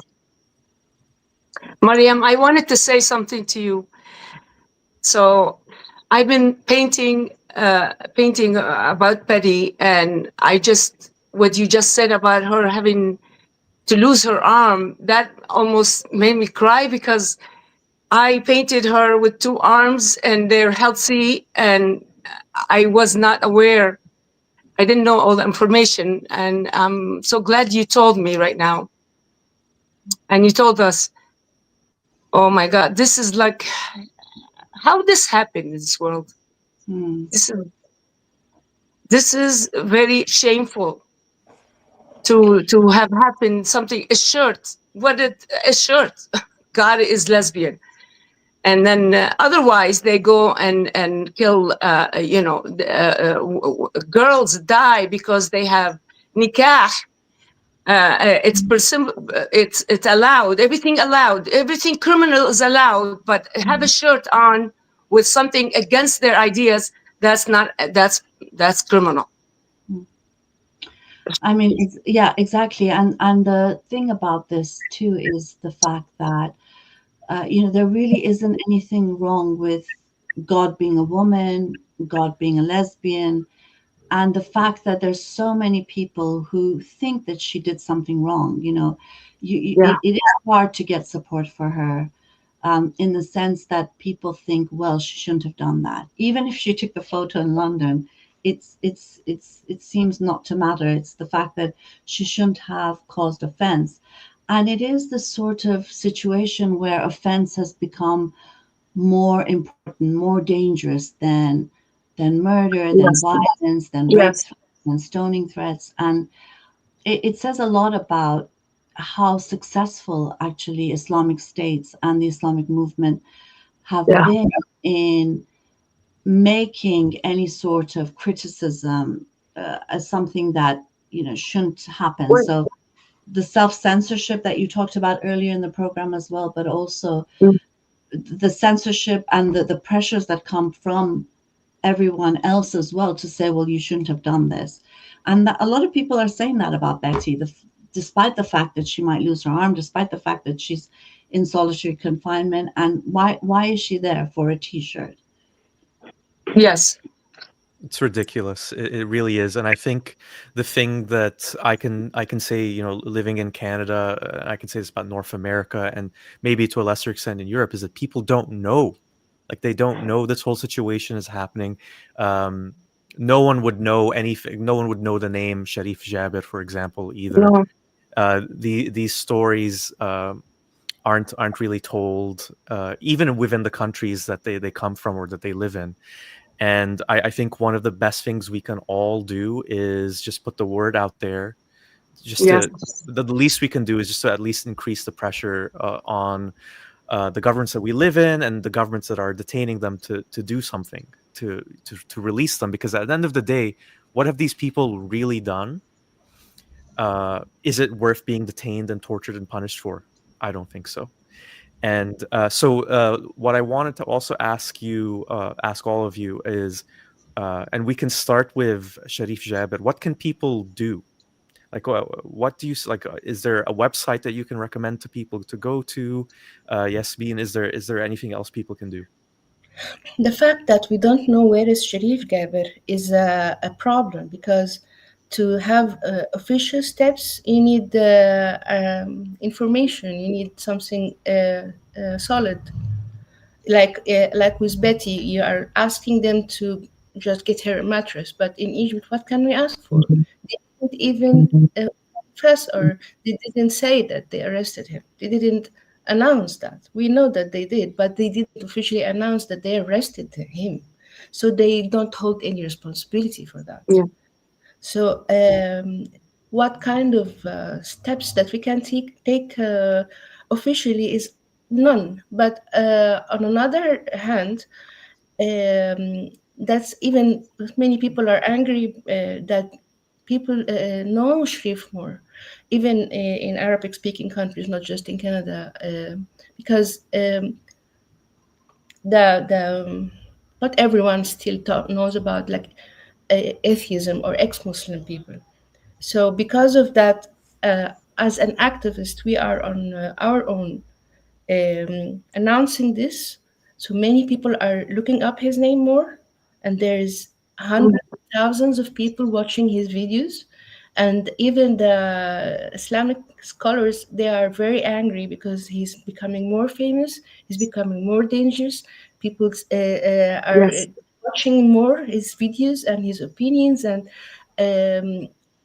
that kind of exactly what the opposite of what they wanted.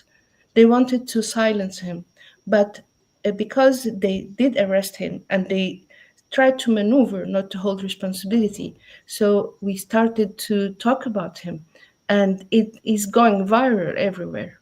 Exactly the opposite of what they wanted to do.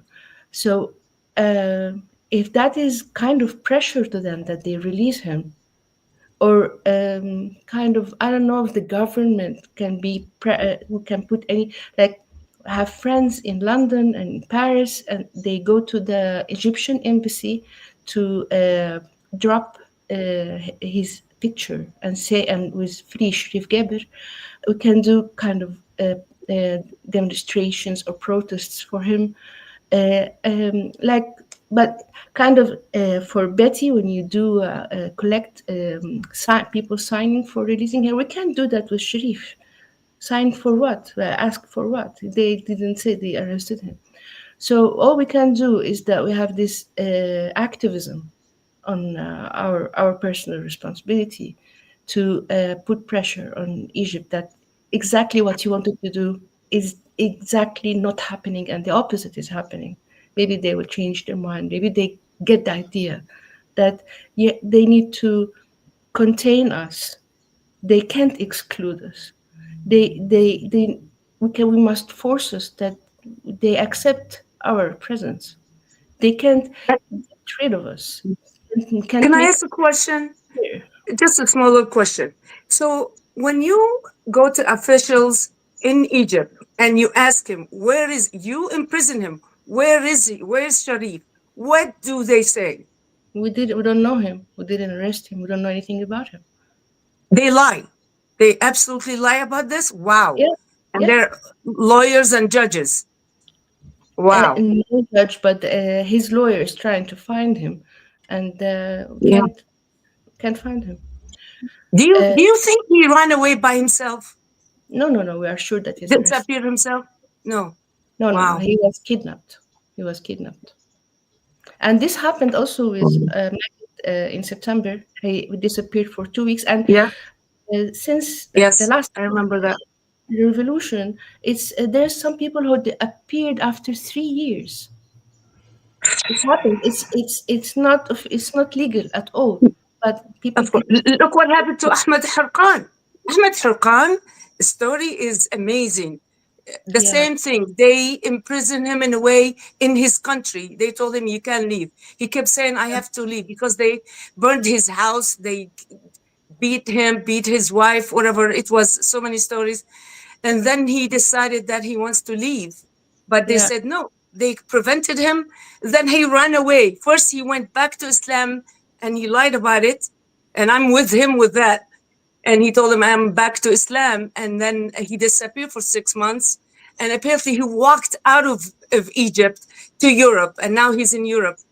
He's Yeah. a smart guy that he left and he Yeah. ran away from this country, from Egypt. Yeah, actually, both Sherif and Ahmed were talking inside Egypt, and Yeah. Sherif had the chance to go to Germany 6 years ago, and he came back to Egypt, and Ahmed was still in Egypt, and he asked him, "Why did you come back?" And his answer was, "Because when we speak from inside Egypt, our voices are stronger." Wow. And Ahmed agreed because he was doing the exact same thing, because Yeah, it's more effective to speak inside the country. But then both of them were banned from travel. Yeah. That's why Ahmed needed to literally walk on foot to Italy. Yes. And he was Did. getting killed. And he needed to say that he went back to Islam because he will meet on his way in Libya and the desert. He was going to meet Islamic troops or militias. So he needed to say that he's back to Islam to be safe. Mm-hmm. But Sherif didn't get the chance to do that. He couldn't escape. No. Ahmed did. Yeah. This hurts. It hurts so much to have people imprisoned, killed, disappear, and then just because we change our minds about this religion, just absolutely ridiculous. Literally, so I don't know. Whenever you want, I could show you the painting for Betty that I maybe designed. the time. Rami, could you share it by any chance? It's actually physically right behind her, I think is what she means. Oh, right? The physical painting. Okay. Yeah. Physical painting. Yeah. Just a minute. So the idea here is Alim asked, what can people do to help with Betty and Sherif? And you basically do what you can do. In my mother's case, it's make a painting. So yeah, this is what I do. I have a woman. Look, I have a little story. So the first time I went to the Shabake for the magazine, I made a painting for it took me a year. It's all about women in Islam, and it's huge. And I can't show it to anybody because everybody is gonna be against me. So I just hid it, always covered it. So I went to the Ibtissame and the rest of the admins. I told them, listen, I want you to put this painting out. This is the only place I could put it. And they said, oh, so you're a painter, you're an artist. I said, yes. They said, okay, so you're gonna be designing our, the covers for the magazines. That's how it started. And that painting for women in Islam is still sitting there. You know what I do? I keep adding women either killed or disappeared or, raped, whatever. And then I just paint them in that painting. I'm adding more and more. And just, but I haven't been working on it for a long time, but I'll show it to you too. You want to see it? You want to see that one too? Okay. Please do it, So let me show you the painting for Betty. All right. Hopefully it's my screen is very small. Let's see if I can make it bigger. Hold on. Look, okay. Do you see it here? I don't know how. It's like I can't even. Yeah, it's look. So it's the light in it. It's how's the light? So as you can see, this is you can recognize Betty, right? Do you? Can you guys tell me? Yes, yes, yes. We Do read you that. see it? Yeah. All right. So as you can see, I painted her looking up because I it's like not want to face these people in front of her who's doing this. So I chose a picture of her looking up, and of course she's doing the sign, the peace sign. Do you see the peace sign? And Yes. with her chains to the wall. And then I was thinking, what am I gonna do about her shirt, the shirt that she was imprisoned for? So I didn't want to use the same words. So I used symbols. So this is the word God. So as you can see, this is Allah in Arabic. Do you see it? Yeah. I don't know if you see it. And then it's is, this is as is. And this is the sign for lesbianism. As you can see, there's two flowers in two circles, and there's flowers around them. So this is my way of showing the shirt, but not saying actually the same words that made her get in trouble. And I don't know. And then you go back and you see she's holding a cage. So that's her cage, holding, and this is a sign of Islam. So I try not to be very aggressive in this. So I had it is like she's holding on it, and she's imprisoned in this. And of course, there is all these imams sitting, and there's this is the Quran. This is a sign of Quran, and it's the chain too. So what do you think, guys? It's beautiful. It's beautiful. Yeah, it really Do you is. like it? So it's what I wanted to show. I don't know. I want to ask you. So because in my eyes, sometimes different. Does it show hurt? Does it show all this red and white and all that splash? Do you see hurt? I didn't want to show her face that hurts because I refused to do that. I did not want to. Her face, show I her. think, shows This is defiance. I would say defiance. defiance. Is what you see in That's her the face. word. Defiance. Yeah. You see defiance, and I wanted to show her, and it does look like her, right? It does, right? I have something to say. The word God looks like Wi-Fi sign, and Wi-Fi is actually stronger than God. It's very convenient. Wi-Fi Yes. knows more. Yes, I used Wi-Fi on purpose. You did It's both. because we're on the internet. Yeah. So Allah on the I internet. looked. Yes. So I used the word for the sign for the Wi-Fi as Allah. Allah in Arabic, you can see that's alif, lam, another lam, and a T. You are giving Allah a bigger size than his size. Of course, it's fictional, and it's representative of that they say God. Like it's representative what they say it's God, because I didn't want to show the word God itself, because I was talking with Rami, and I said I really don't want to just write the same thing that she got in trouble with, right? It doesn't help her, right? What do you think? So I decided to do a symbolism, and I think it's beautiful because it just let them think about it a little bit. Let them use their brain a little bit. The pea brain they have. Anyway, By the so way, this is the context. For some context for people watching, they might be asking themselves, is the creator of this painting an atheist or not? And the answer is atheist. Yes, I'm an atheist. Yes, I use the word God is because it have been used, but no, I don't believe in the God that they always say. Maybe there's some power, but it's nothing to do with the religions that we have seen. No, But still, Their I books wish all prove mothers. prove. I wish Huh? all mothers were atheists.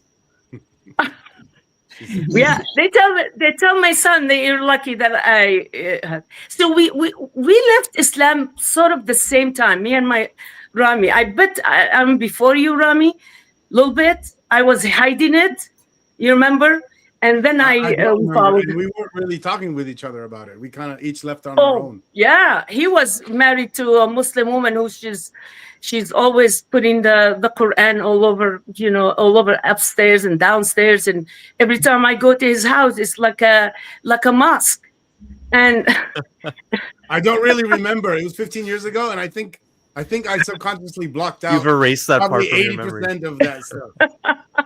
yeah. So I don't know how much time you guys have. I'll show you the women in Islam painting. Just I don't want to take too much. So this is a big, huge. Oh, that's a big one. Okay, Mariam Yasmin, I'm going to take you off just so we can get the audience to see a better look at it. Okay. I might take myself off too. You know who's this? So the Tunis woman who got killed because she took off the hijab. She's from I think so, and here Tunis or Morocco, I'm not sure. So this painting, let me put some light on it. Sammy's I'm here in my studio here. Mahsa Amini. I don't think I'm pronouncing that right. Yeah, I mean yes. So I started. This is the represent a woman. It's not finished. I never finished. I keep adding stuff. So it's not Let it be really a living document. Never finish it. It's like documentation. So I started out with women. This is the, the Quran. The Quran, in my, the color, I use the color green because they love the color green. And I believe the Quran is the cause of all that death and bloodshed that is there. So I try to have the women, these women who are in chains, it's coming out of this. As you can see, it's coming out of it. And Mama, there's you have down a there. convert to your religion. They said, Yeah. okay, I'm obsessed with art now. You are who?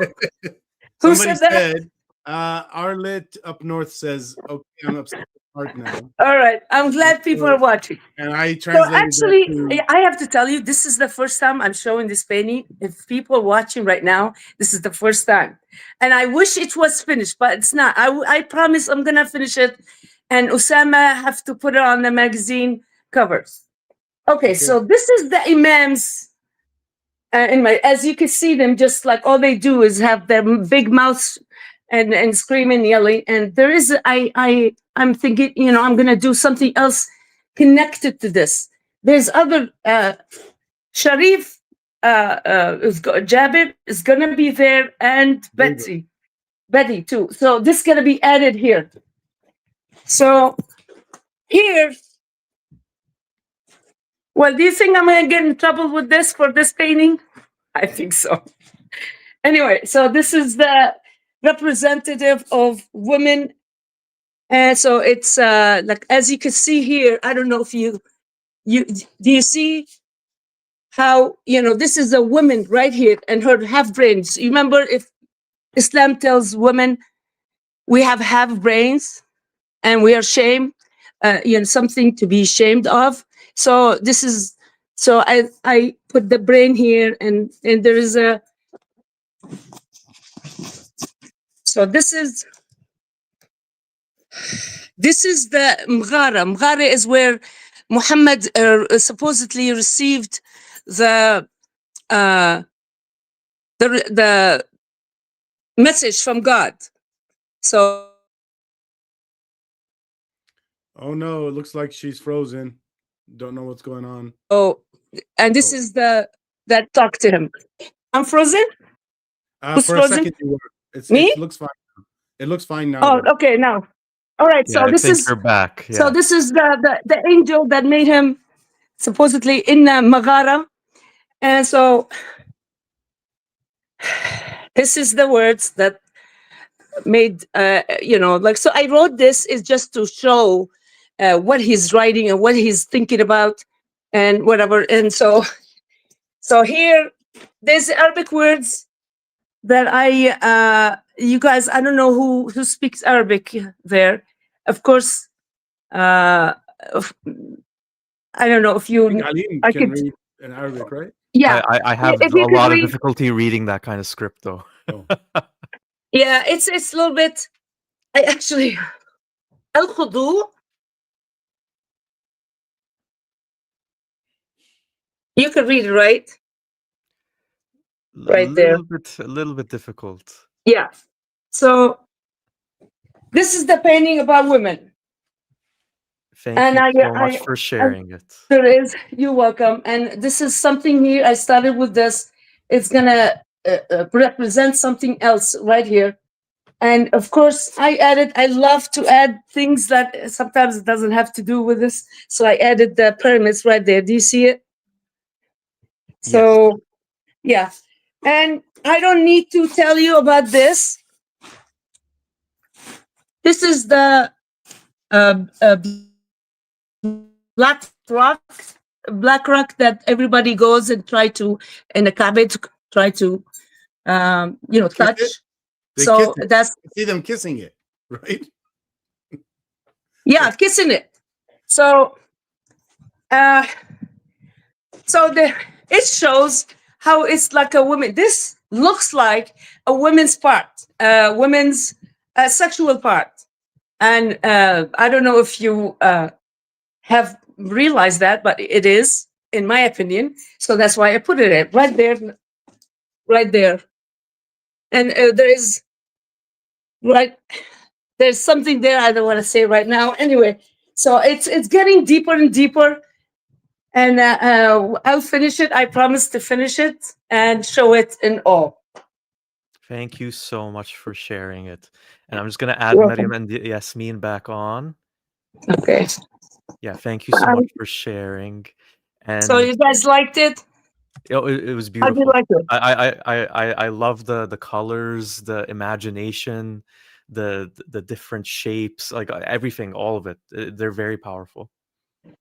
Yeah, I love to use my art to I have been doing. If you go to my website, you'll see all the paintings I have done for that, and it's about one of them is about Nahid Hatar, the guy, the writer who got killed because he was criticizing Islam, and it's a shame, and I'm so sorry for all this, but this is the world we live in now. We have to keep plugging along. Yeah, we keep going. So Mariam and Yasmin, I want to just turn over to you if there's any last things you want to share. We're going to share all the links for people. For example, if for Betty, if you want to learn more and if you want to help and sign a petition, you can find all the links at freebetty.org. And for Sherif Gaber, I think what the least any of us can do is just use the hashtags where Sherif Gaber and free Sherif, hashtag free Sherif Gaber as well. Yeah, Yes. don't stop writing. If I can just add that I think exactly the point is that even if he's not in prison, even if they're not, we don't know which prison Gaber is in, even if the Egyptian government is not giving that information, we can still put pressure by asking where he is. So I think that is hugely important. What we can do, the least we can do really is to make sure that they're not forgotten. These are activists who've done a great deal to defend the rights and lives of many people, Betty, Sherif, and the least we can do is to make sure that they're not alone at this time and that they're not forgotten. And it's very useful for governments. If they're forgotten, they can do whatever they want with them. And so it is hugely important that we keep this pressure on, even if it seems useless, it does have an effect. I mean, governments do pay attention. It does cause embarrassment for them, and they have to respond. And so I think we need to do that as a minimum. All of us need to do that. And during these 16 days of activism from November 25th, which is the International Day Against Violence Against Women, until December 10th, which is International Human Rights Day, we are doing 16 days of activism for Betty. And we're asking people, there's a link that's also on the Council of Ex-Muslims site, which gives you information on where you can write to the Moroccan authorities, where we've even put sample letters there, so you can just copy paste that letter if you don't want to spend time writing your own, tagging them in social media, writing to them. And on December 10th, we also have protests at various embassies. So we already have protests in Berlin, in London, in Paris, and LA, in Milan, in front of various embassies, where we're going to be taking mattresses and dumping it at the Moroccan embassy to say Betty needs a mattress because she's in a lot of pain. So if you can do that, even if there's one or two of you, just to go and take a mattress, you can buy, you know, a portable one for very reasonable, even a camping one for even $10, £10. It's easy to find. And then you can donate it to someone who's homeless after. So that way, just to bring attention, take a photo and put it on social media, tag and write to the Moroccan embassy officials. And also, of course, write to government officials in the countries you live in, asking them to put pressure. So it's all about pressure. Nobody gives a damn about free thinkers, ex-Muslims, apostates, blasphemers. No one gives a damn about us. So we have a responsibility to make sure that at least we're doing the most that we can to make sure that we are not letting people like Gaber, people like Betty to be forgotten. I think there's so many of us, and if we all do something very small, it can snowball and have a huge effect. Keeping them in the news is important. Keeping them, people talking about them, it's important. So hopefully everyone who's listening and who watches this program also later will continue to put pressure until they're free and until we know that they're safe. Thank you so much. Great. Yasmin, is there anything else you want to add before we wrap up? Yeah, actually, it's not only that nobody cares about us, nobody's going to talk about us, but it's also people are happy. Like I'm receiving thousands, literally thousands of comments and messages like saying, celebrating that he's arrested. And even the scholars, the clerics, they have millions of followers, and they put his picture and they say, now let the evolution theory help you, or the nature help you. You couldn't do anything. Like, they're mocking him. So filled with hate. Exactly. Yes. And the majority of the people, the internet users, are happy. They're celebrating that. And so I mean, we must keep talking. And also I wouldn't say there's a margin of Muslim people who are nice in a way, and they don't like that we get treated that way. If they are willing to do something about that, they should, I guess. Like, you don't have to be atheist to write about someone's freedom, someone's respect, someone is getting detained for their wearing a t-shirt, or for their questioning things, or having like curiosity, criticizing, critical thinking. You don't have to pay for that. This is good things, actually. You don't get punished for that. So if you believe in freedom of expression and critical thinking, human rights, you don't need to be ex-Muslim to write about them, about Sherif or Betty. You just need to be a human. You need to be fair to write about those people, and ask for their rights. And remember, if you accept the violation of human rights, you are a human yourself. Your rights are going to be violated too. Don't be narrow-minded. We are all the same. Thank you, Yasmin. And thank you to all of you. This was really moving for me personally, especially because whenever I see a story like Sherif Jaber's or anyone or Betty's, there's the thousands and thousands, tens of thousands, who knows, maybe even millions who are suffering in silence, whose stories don't ever get heard. And I'm hoping that, if we increase the awareness about these individuals, it also helps all those other people too. And what I'll do is I'll timestamp this specific segment so people can share it and so people can learn about these stories in case they haven't heard of them already. So yeah, thank you so much again. I just wanted to say, if you guys need this painting, put it on shirts. I will just send it to you guys. If you need it, I'll send it, and then you could put it on shirts, or you could use it for any other, activism. Amazing. Thank you. You're welcome. Thank you. Thank you so much. Thank you You're so welcome. much again. Thank you. Okay, take care, everyone. Thank you very much. Bye-bye. Bye-bye. So next, if Nushuz is still here, I don't think she is. We okay. ran a little bit long. Yeah, it's our fault. We took too long. So we did have a segment where we're going to talk to this writer, Nushuz. Maybe we'll save it for another live stream. Rami, what do you think? Maybe on your channel, or we'll figure it out. I mean, I'm going to have her on my podcast, and I was. There you go.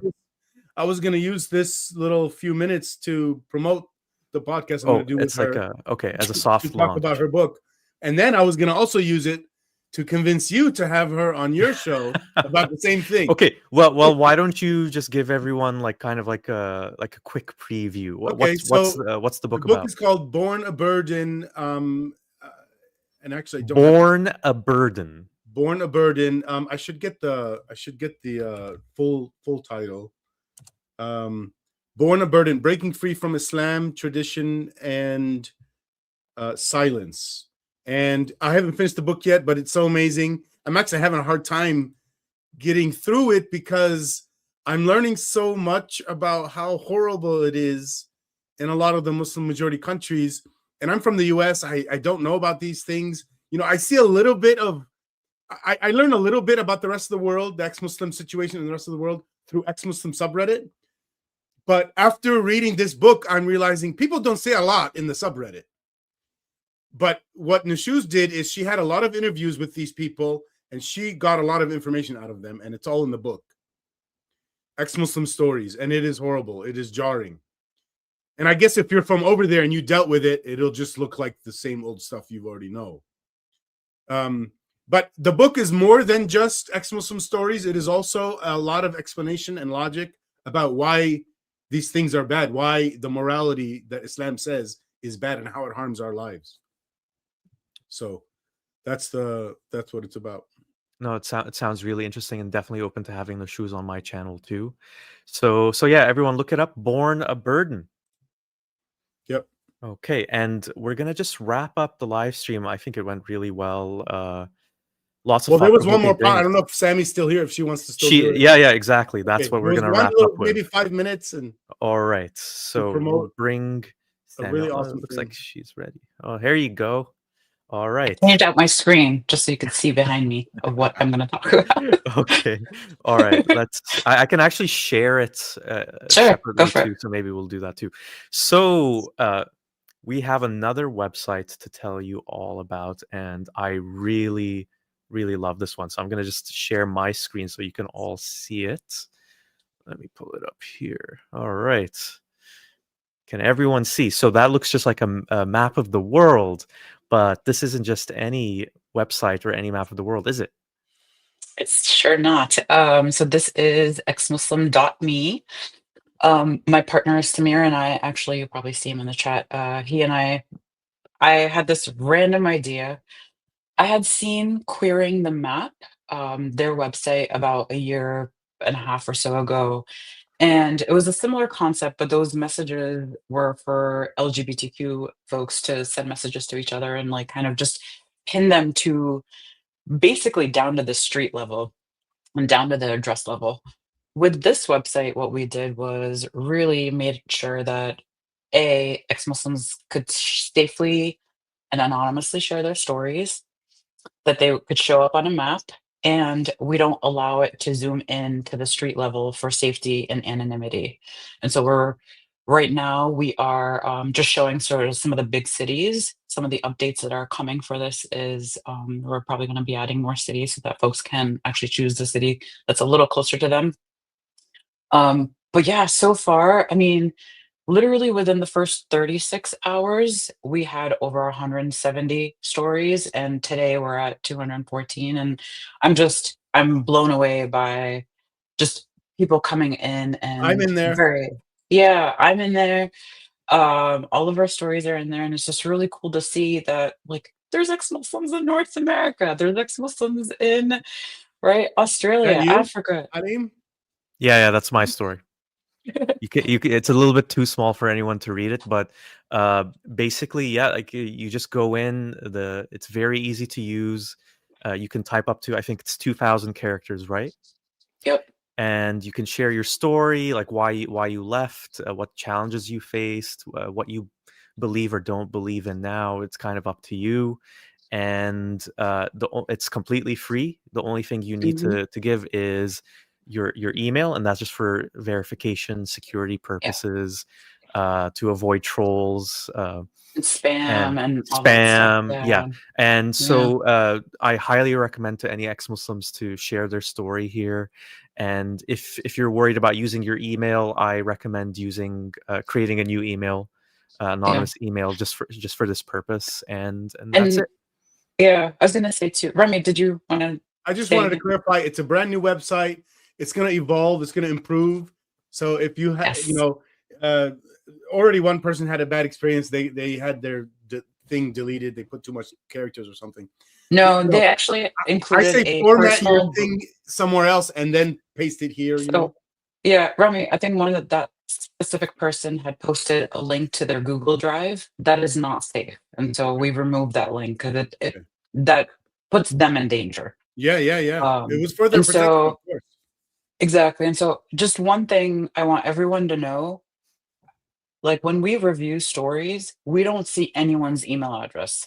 The email address is an automated function in the back that just makes sure that you are a human and that code that you pick up, you place in when you submit your story. And so that just ensures that there is an actual human behind it. Um, and yes, we are checking for safety, all the hacking, the attacks that could potentially happen. We made sure that we have some good beefed up security on this website. And one thing that we have already done is before on the website this week, we actually did make updates. There's Samir. That's just FYI, that's my partner. He and I kind of are the two people that kind of spearheaded this website. I brought in the idea and then I said, Samir, can we do this? And he was like, let's do it. And so he just kind of ran with it, which is amazing.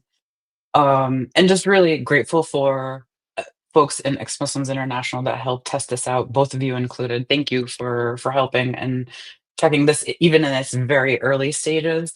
But it's been really, really overwhelming and just I've been like the other day I like cried because just the stories coming through and just seeing and hearing from people. Someone messaged me and said a Moroccan ex-Muslim actually messaged me and said they'd been holding on to their story for 40 years and this was the first time that they actually told their story through this website. Wow.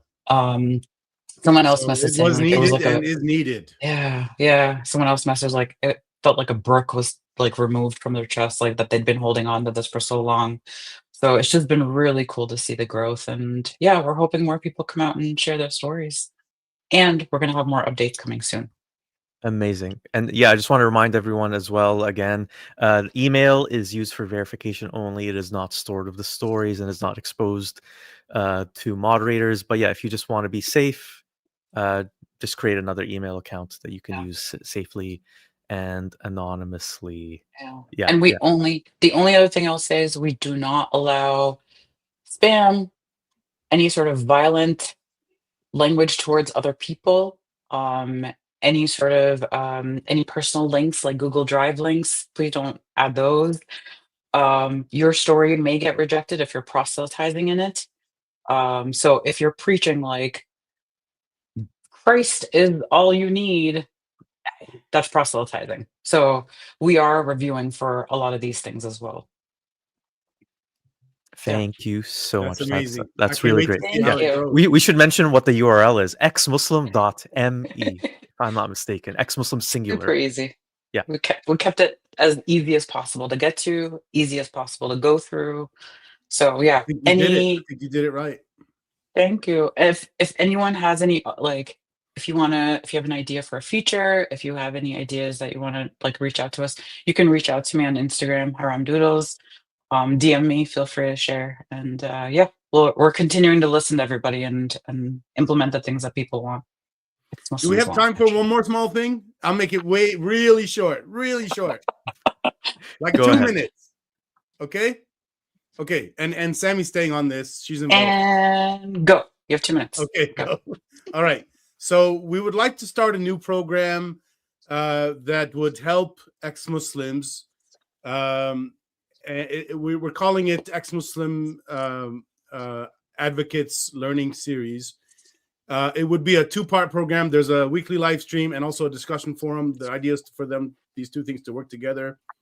And when I say help ex-Muslims, I mean, all the things that you need when you first leave Islam, all the things that after 20 years you maybe already have forgotten, but kind of give you a jolt all at once, It's to power up and to possibly even, if you're able to, join the cause, like some of us have also done.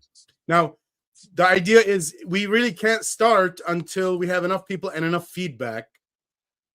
And so right now, all we're doing is just trying to get feedback. So I'm going to put something in the comments to get you guys to get to the feedback form.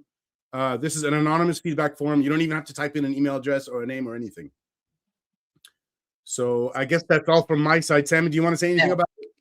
And I think it's really, Rami, just wanted to say thank you for doing this for the ex-Muslim community. I think, we all come in with varying levels of experiences and skills, and we can all learn from each other. So I think this is a really great way to help hone some of those skills. And really, whether we're speaking publicly or we're speaking up in our own homes, we are advocating for ourselves. We are advocating for the ex-Muslim community, and for our right to leave Islam. And so I think it's really cool to see, and I'm excited to see where it goes.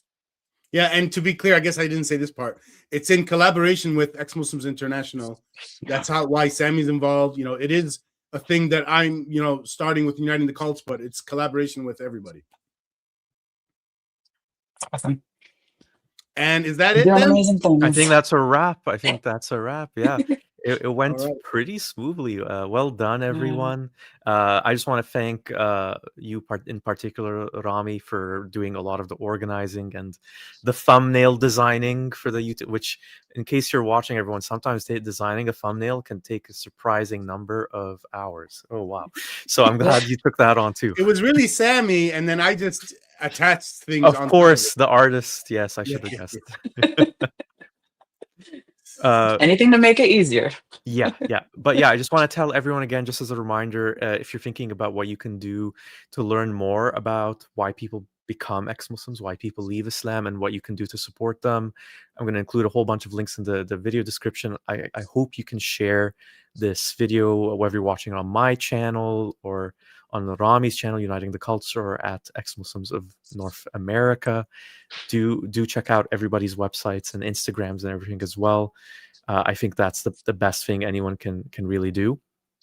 And yeah, I just want to also say my thoughts are really with Betty and Sherif right now. And I always think about that, unnamed kind of anonymous ex-Muslim, I don't know, living somewhere in Saudi Arabia or wherever it is. I hope this can reach out to them to know that, so they can know that they're not alone. I hope so too. Yeah. Thank you, Aleem. Thank you, Rami. Thank you Thanks, for organizing this. Sammy. Appreciate And it. thanks everybody for coming. Yeah, thank you everyone. I really appreciate everybody. Like special thank you to Gerwalk, Ben, for helping with all of the links and the moderating, and Arlet as well. Thank you for coming on. So Arlet, I highly recommend checking out their channel as well. Arlet's an ex-Muslim. So yeah, have a great weekend, everybody. All right. Thanks. And a See ya. great ex-Muslim awareness month. Bye-bye. Mm-hmm. whyNOTislam? See you. Bye-bye.